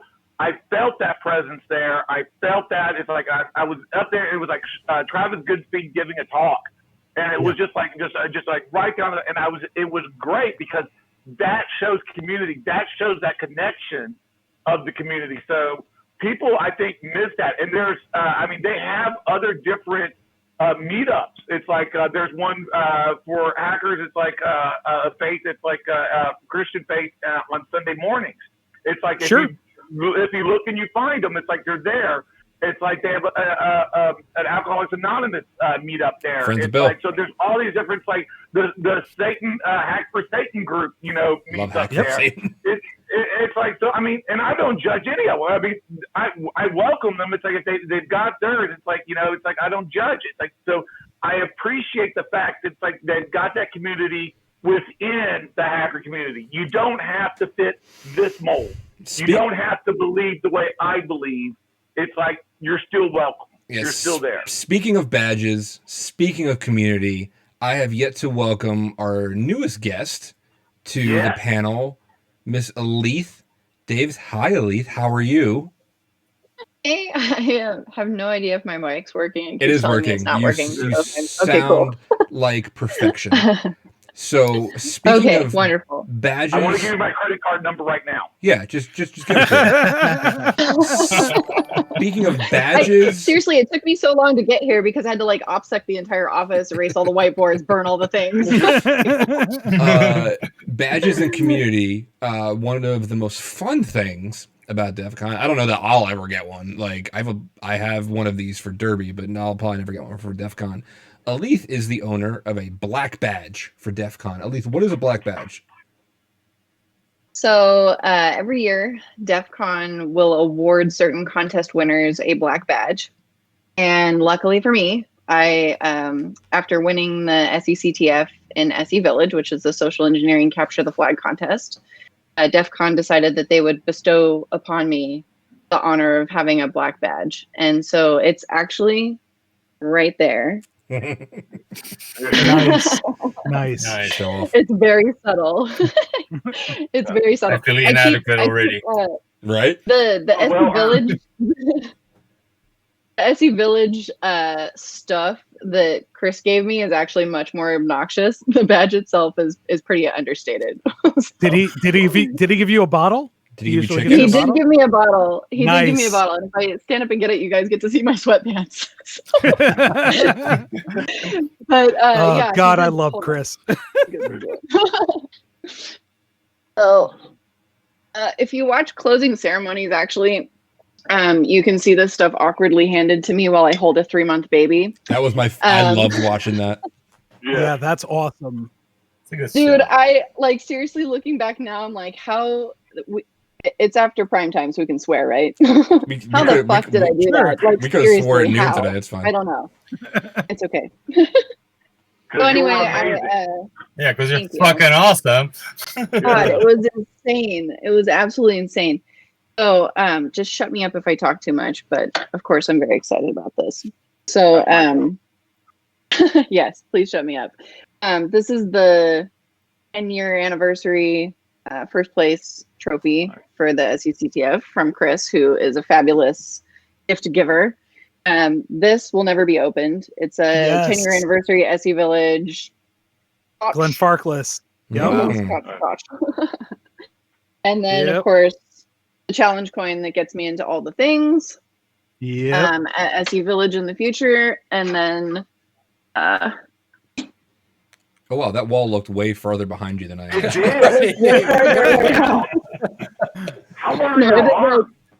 Right there. It's kind of an awkward office, but I get shoved in the corner because Ryan takes up way too much room.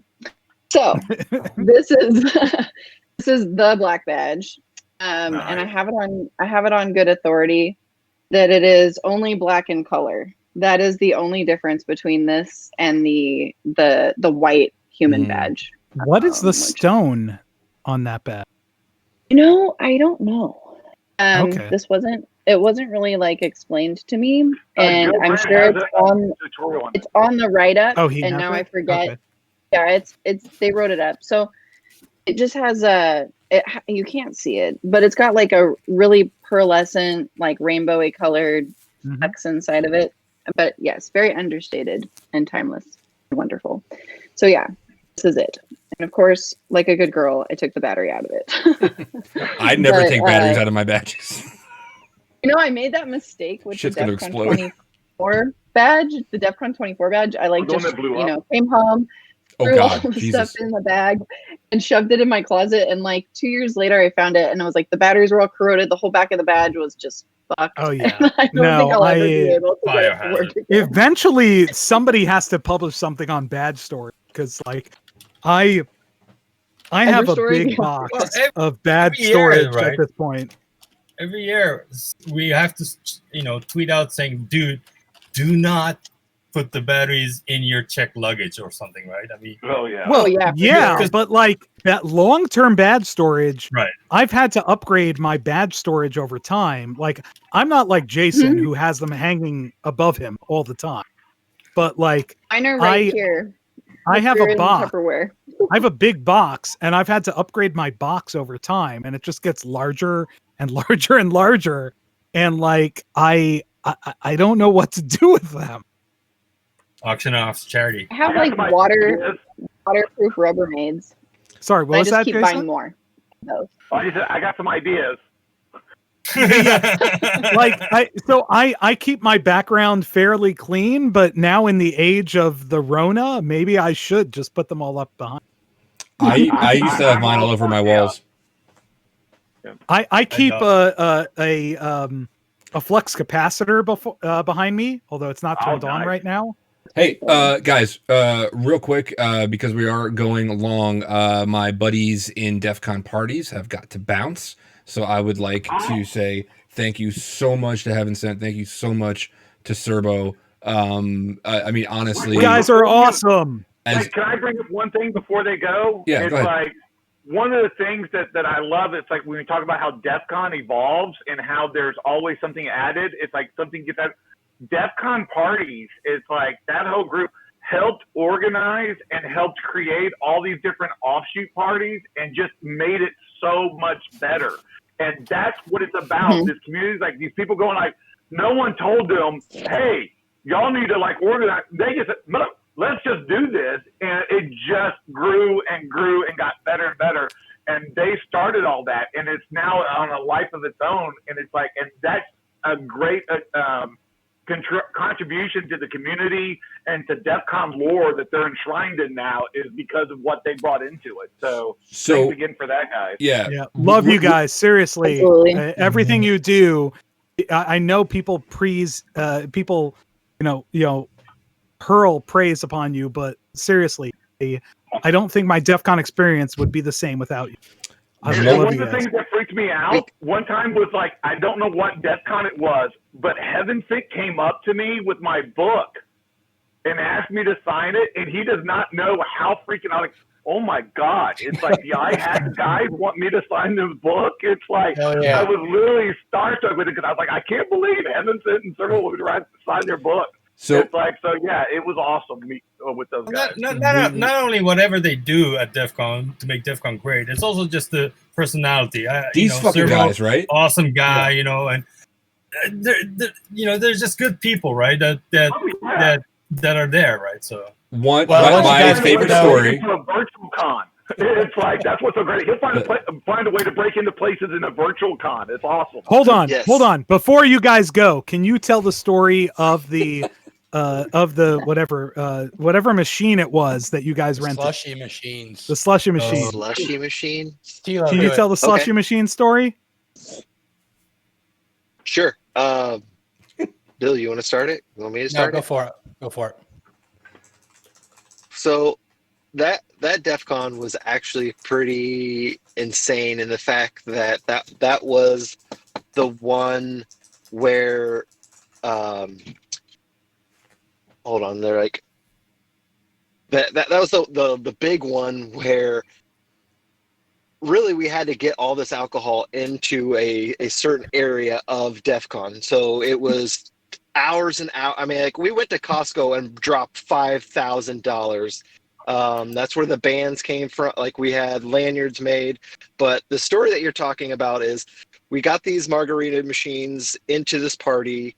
It was a great time. We used the shit out of them, but then the guy was like, that we bought them from, he was like, hey, just leave them on the dock and we'll be, someone will come and get them.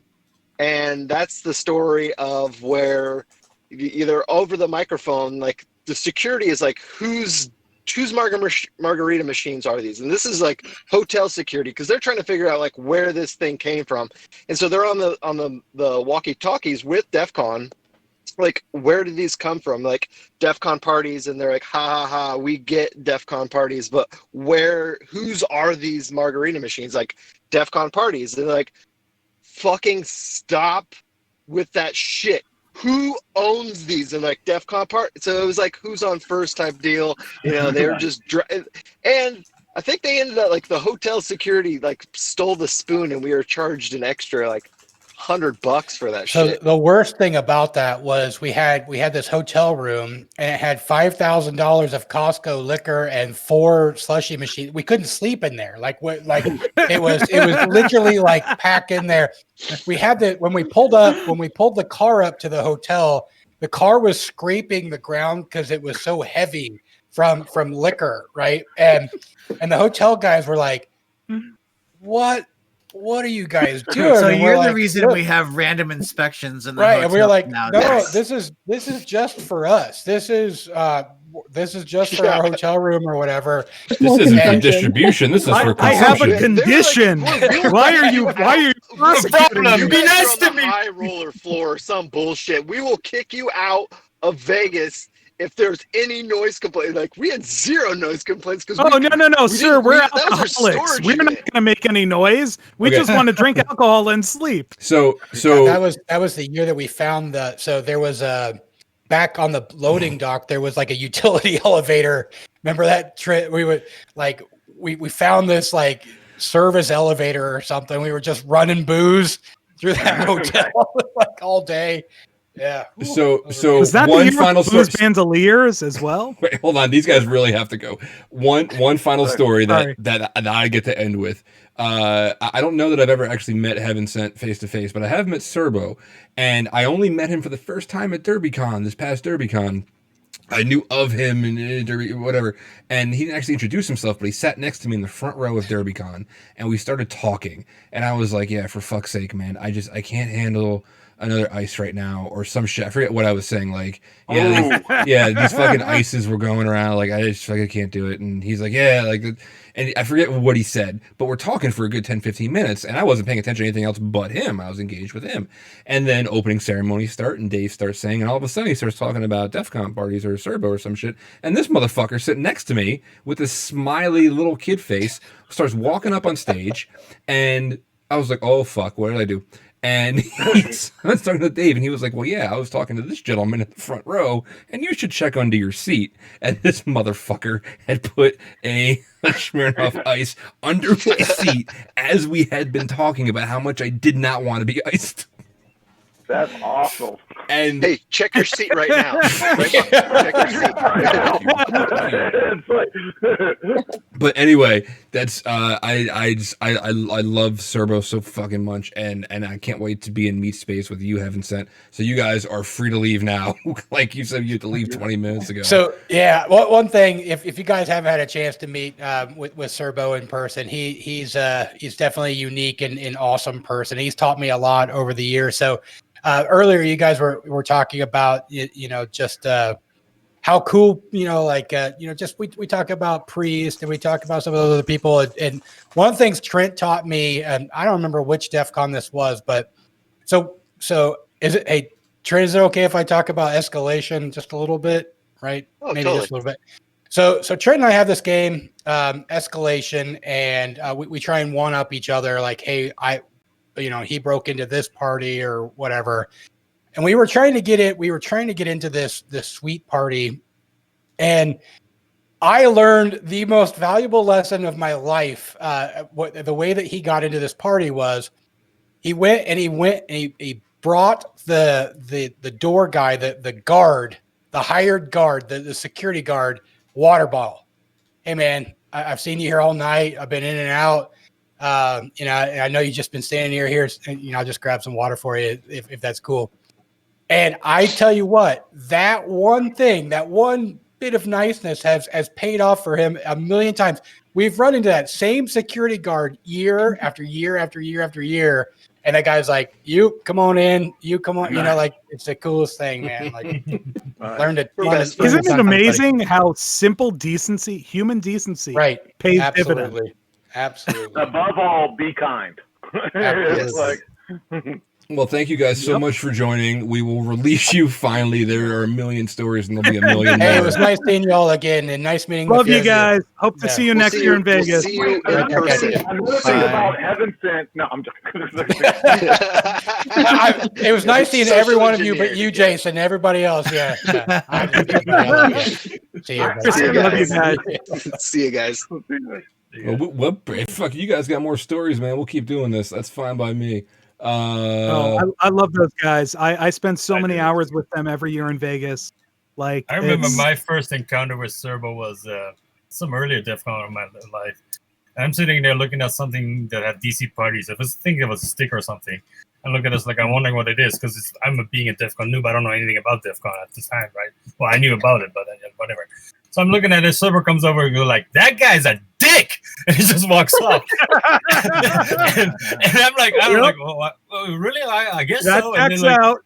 and then later on, I figure out that he is Serbo from DEF CON. I'm like, wait, Oh, yeah. Honestly, I love how those guys they put together all that stuff for DEF CON parties every year, and honestly, they don't get enough respect for how much time they must put in organizing. They're arrogant about it, right? They're not like we're DEF CON parties, fuck you, right? They're like, like they've been doing it for I don't even know how many years right now. Like I was chatting with them before we went on, like officially online, and like I remember hanging out with them when they were still doing ihack.com. And like I was saying, like I won this contest with ihack.com where I got a bunch of coworkers to fill out stuff. And like they've been doing it for so long at this point. And like they put together this stuff, and honestly, like I'll fill out stuff and I'll throw out random addresses to register for parties and whatnot, just in case I want to show up at something. And like it's not my scene anymore, but I love the fact that they are enabling a whole bunch of folks to experience DEF CON for the first time, the fifth time, whatever. Like they are enabling a whole bunch of folks' experiences at DEF CON who don't have connections yet. You know, like Correct. I think the parties are important. People underestimate how important parties are. It's like one of the things that gets me is like, remember the ninja parties back in the day? It's like, people there's so many people that just put on parties. It's like that just are there to help mix. I mean, I've learned so much because the speaker will, let's face it, when you're on that stage, you're like, I have no idea what I said, but I said it, I'm good. But you get like 5 drinks into the guy, it's like afterwards, it's like, and he or she will be like going like, oh yeah, and this is another O day. I learned about an O day in the Cisco advisory clients like that from this one party, and it was like, I think it was the Active Pirates party. It's like, and I was like, oh my, and I will tell you, people get so much status from attending like a certain party, especially when there was a whole thing of before whole badge life. There was the party badge life kind of thing where it's like with a status symbol. And I'm like, it's the same alcohol and same stale food at every single party. It's like the party that you wanted to go to and the parties I usually went to were the ones that everybody was allowed to, the black and white ball. That's why DT has them there. It's like, that's why he spent so much money to throw those on, because everybody is welcome, everybody's invited, and that's where you can meet everybody. So the cool parties are cool. It's like if you want to go and hang out. I literally, once I started getting invited to Microsoft parties, I stopped showing up. My favorite, one of my best stories from breaking into a party was I'm trying to. He doesn't care. But it's like, but I was literally, I name dropped H.D. Moore. It's like the very first time. It's like, I'm here to meet H.G. Moore. It's like I'm going to be talking about a book deal that I got coming up and stuff, which was sort of true. And they let me in. They're like at Caesars. It's like this is like when it's like so. It's like you get into these parties and I remember Major Malfunction once again gave me one of my first badges has the little ninja star sticker that got you into the ninja party. It's like so. The whole point was being able to meet with people when their speakers are not up on stage and they have the ability to talk and they can verify and like they can say, okay, we're in this little group. It's like, friend NDA, this is also what I'm working on, or this is what I forgot to say. And it's like, and you get to share and experience that network. That's what Hallway Con is so important. It's like, so there are great parties. It's like, but don't get hung up on like, oh, I've got to be in this one party. One of the things that irritates me about that is we all watch Weird Science. Yep. We're all the math geeks and the math nerds and the uncool kids. And during our high school years, we all imagined that's what all the jocks parties were like. That's how their parties were. Oh my gosh, the jocks were like, oh my gosh, all the girls, and it's like all the alcohol. And it's like, so when we finally get to a point where it's like, oh, we've got money and disposable income now. I'm going to throw the party I never got in high school, and now I'm going to be the a-hole that keeps other people out. It's like, who can't come to my party because I've got the cool party, and I've got the cool party badge, and I'm special now. And I'm like, that's where we've gone to. And I'm like, no, you didn't like those guys doing it to you. Stop being that a-hole that you want to show up. It's like, so that's what I loved about Iowa Active and the black and white ball. They allowed everybody. Iowa Active party was off the freaking chain. They had like the circus performers and they had they had a huge massive pool party. They had some great freaking parties that was available to everybody. I just And don't like even yelling, beyond having that, to yell to talk to people at the party. even beyond that, But if you don't like that party and you want to move beyond that, what I tell a whole bunch of folks every year when we are able to gather in meet space is wander the hallway. yes, Wander. I have had 100%. more unbelievable experiences wandering the hallways and wandering into random parties and being like, hey, there's a bunch of folks here. I wonder if there's anybody that I'll find interesting. And I wander in and there's Or an find interesting people at the bar, right? At Oh the my bar. God. If you have to go to sleep, do not walk through Paris. past the bar. Yeah. Because you're gonna fucking sit there for hours.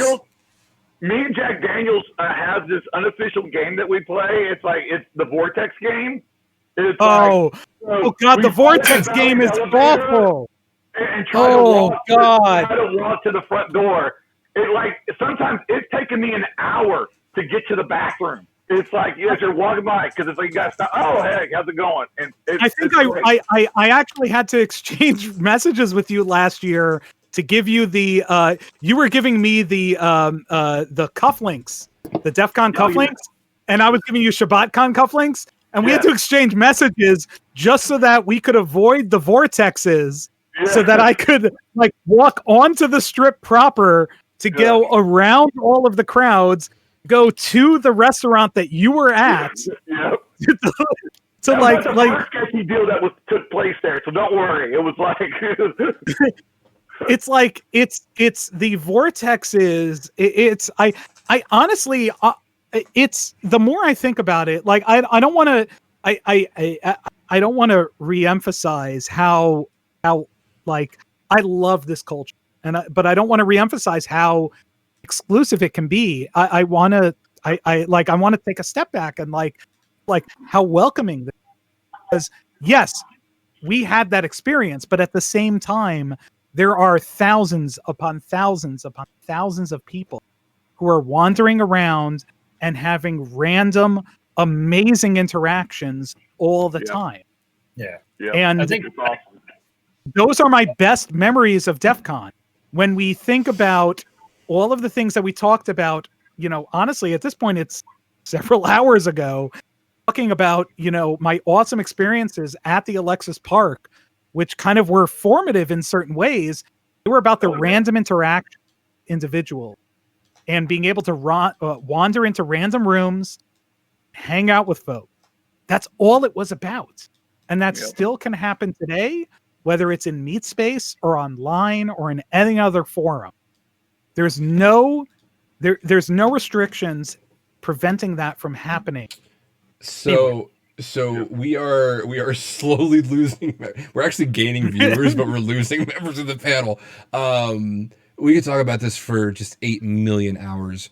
But suffice it to say that it is both a sad thing that we can't all be together this year, but also that we have extra time to talk about these things and to share these stories, because in the end, just like walking through the fucking hallways of 8 million hotels and walking into random parties, it's about sharing that tribal knowledge and that fucking history. If you get very primitive about it, that's what it boils down to, is telling these stories and making new ones and share it. It'll make it that much better the next. Oh, 2021 is going to be fucking insane. Oh my gosh. I'll probably die. That assumes there will be a 2021. Oh, you stop. Whether it's 2021 or 2022, it doesn't matter. The next time we all meet in Meet Space will be better, because we have been restricted from interacting with each other in Meet Space for this time. So all of this being said, DEF CON will be virtual this year. There is going to be a Discord for it. There's going to be DEF CON is happening in a sense. So I am doing Who Slide. Lintal, you heard from earlier, is doing Hacker Jeopardy, and we are all trying to. What's that? Oh, when you're talking about the things that remind me, I want to make sure I give proper shout outs. It's like, on the whole thing of keeping DEF CON weird, it's like me and Grifter have a tradition of doing Dino sumo wrestling matches, and that month is going down. it's like with his cheating, it's like last year, it's like he out-cheated me when I was trying to cheat, and I didn't appreciate that. It's like, so I wanted to give big props out to Grifter for participating because we're going to have the matches again this year. And we also have a celebrity referee that has helped us, which is El Cantaro, all the way from Tokyo, who has helped contribute to one of the matches. It's like, so talking about, I have nothing to do with that grudge match. So we are still going to do the sumo match, and it's like, and Grifter is still going down pathetically and horribly and totally ashamedly because it's just a sad little man that gets beat every year, except for when he out-cheats me. So yes, not that I'm trying to trash talk him. He's a really great human being who really sucks at sumo wrestling. Oh, fuck that guy. Yeah, fuck that guy. I wouldn't say that he did. There are still memories to be had. There are still, when you all show up in Vegas next year, you will have a memory of, here's what I did the year that we all had to stay home. So exactly, don't get super down about it. I think, having a place like this, hacker streams, during DEF CON, where people can pop in and video chat and, let's try to recreate that hotel bar kind of, hey, I wandered into this shit. Now I'm stuck here for the last 5 hours kind of feeling to it. I think that's the thing I miss the most anyway. So, Well, I will give people sorry to break up, but a preview. It's like a sneak peek. Download AltSpace VR because DEF CON Groups is going to be doing one in AltSpace VR where you can actually intermingle and hang out in AltSpace as well. And sorry to interrupt. It's like, what were you going to say? No, absolutely. So, just wanted to say, yeah, go ahead, there's a lot of this COVID stuff is just horrible, blah, blah. We're talking about how much we love DEF CON. And for me, it's been a long time of romanticizing prior DEF CONs. And that's a lot about my reminiscing of it and why I love it so much and why I look forward to it is because these types of encounters and stories we've been telling all night form the basis of legend, really, and what we talk about with our friends in between DEF CONs. And, it's unfortunate we're not going to be there in corporeal form this year, but I also want to just highlight from it, there are a couple upswings. Think about it, for the first time in history, you have the opportunity for people who don't go to DEF CON for whatever reason. They don't have the money to do it. They're intimidated by it, all the things that we've talked about. Think about, for the first time in history, anyone with an internet connection can come to DEF CON. And that's actually a big deal. Yeah.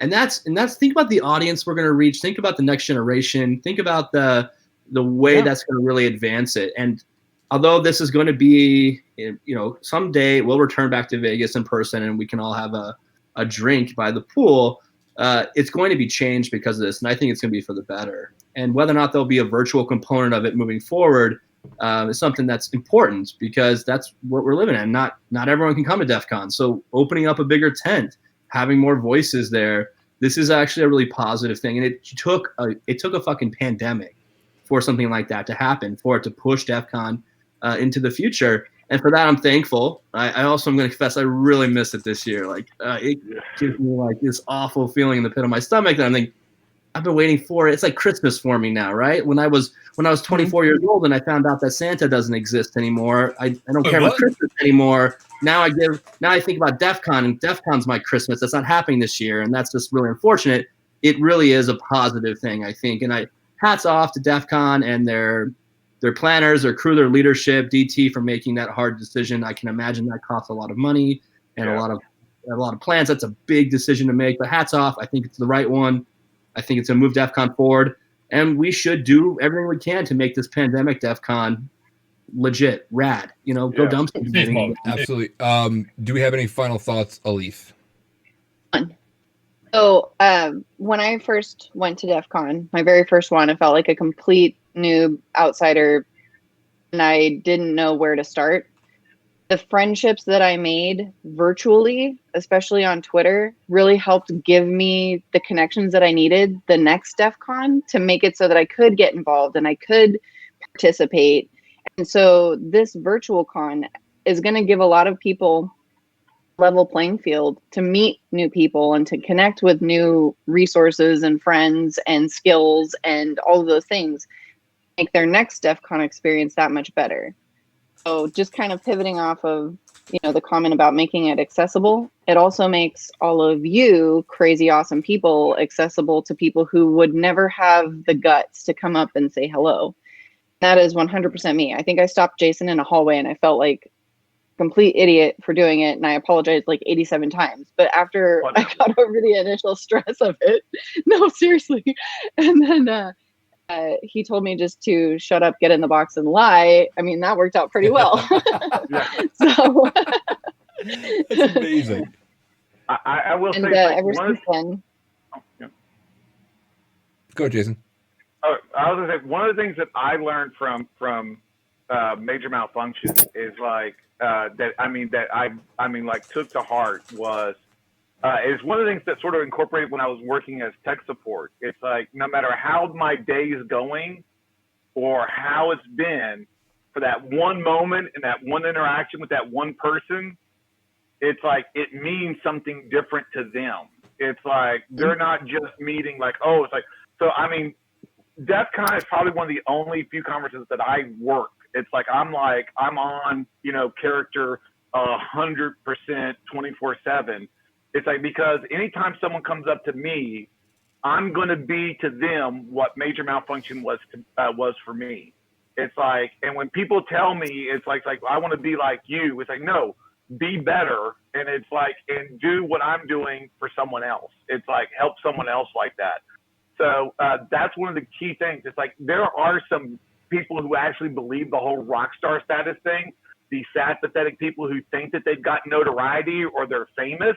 And I'm like, you're a glorified dentist. It's like, I don't know the guy who created Invisalign braces. It's like, but he made more money than you did. He's more famous than you did. He goes to more cons than you do. And I don't know his effing name because he's an effing dentist. It's like, so get over yourself.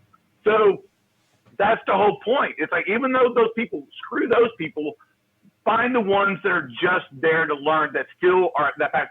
Theodore, it's like, there's so many, DT, Priest, so many people that just, no matter where you are or what time of the day, it's like where you meet them, say hello to them. It's like you're not bothering them enough where you can't.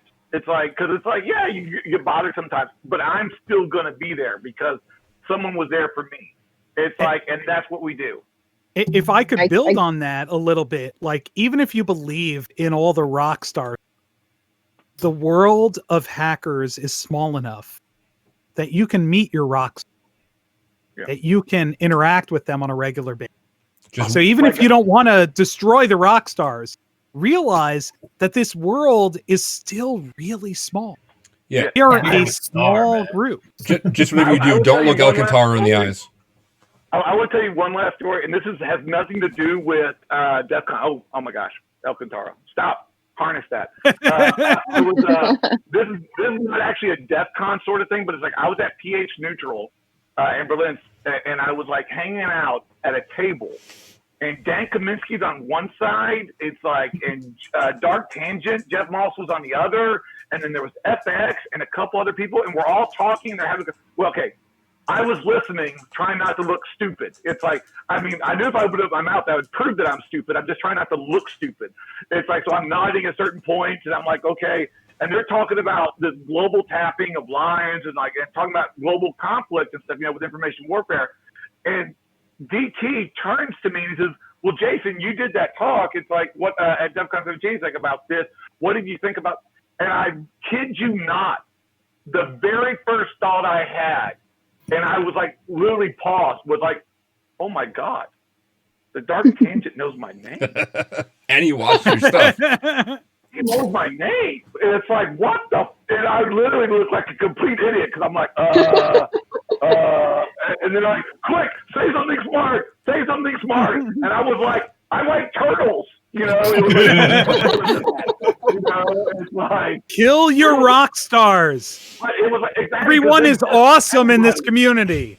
Yeah, everybody is equal. Everybody knows things, and everybody's learning things. There is no one that knows more or other than anybody else in this field. So that's the key thing about it. All right. Well, this is going to be an interesting year. It's going to be an interesting year to be virtual. And Jesus, what a fast 2 hours, 2 hours and 10 minutes this has been. To my remaining panelists, which is Jason Street, Elise Davis, Quaddy, Spam, El Cantaro, Lintile, the DEF CON Parties guys, everybody. Dude, this is what I feel most fortunate about was I was able that I have the luxury of having all of you as friends and reaching out in 5 seconds and being like, yo, you want to come and chat for 2 hours and fucking hang out and give people some knowledge? Like, I cannot express how I feel like I've won the lottery every single day that I am able to do that and do videos like this and do streams like this. So before I start crying, I'm going to get off of the stream and thank everybody for this. If you like what you saw, by all means, I love doing this. Please subscribe or follow, whatever you want to do. All of my old videos are up on youtube.com. What's that? Nothing. You bitch. Like, favorite, share, and subscribe. Share and subscribe. Bash the there button. You go. Click the link Yeah, below. mash that button. Jesus fucking Christ. And now I don't want to cry. Now I want to rage. YouTube.com/second order chaos. So thank you. Got your back. Thank you, everybody. And we're going to do Ended the. on a group hug. There you go. Oh, there you go. Big group hug. You guys are the best. I'm going to take you out with some DJ Arps Wisp. I will see all of you in virtual space.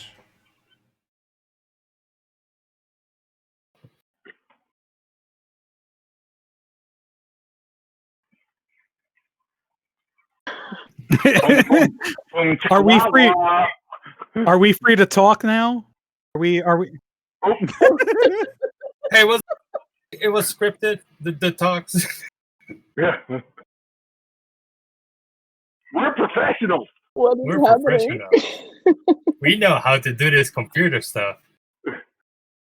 Talk about Rockstar status failing. Turn it off and on again. Hear that music? Hear that music? Everybody quiet? Sure. Everybody quiet? I'm not quiet. Sure. I can hear you. Can you hear me? Quiet. Sweet. So I gotta ask Ellie, 'cause I don't know if we've ever met before. Like, I feel like at some point we might have met at like a social engineering party, but like I am unbelievably impressed with everything that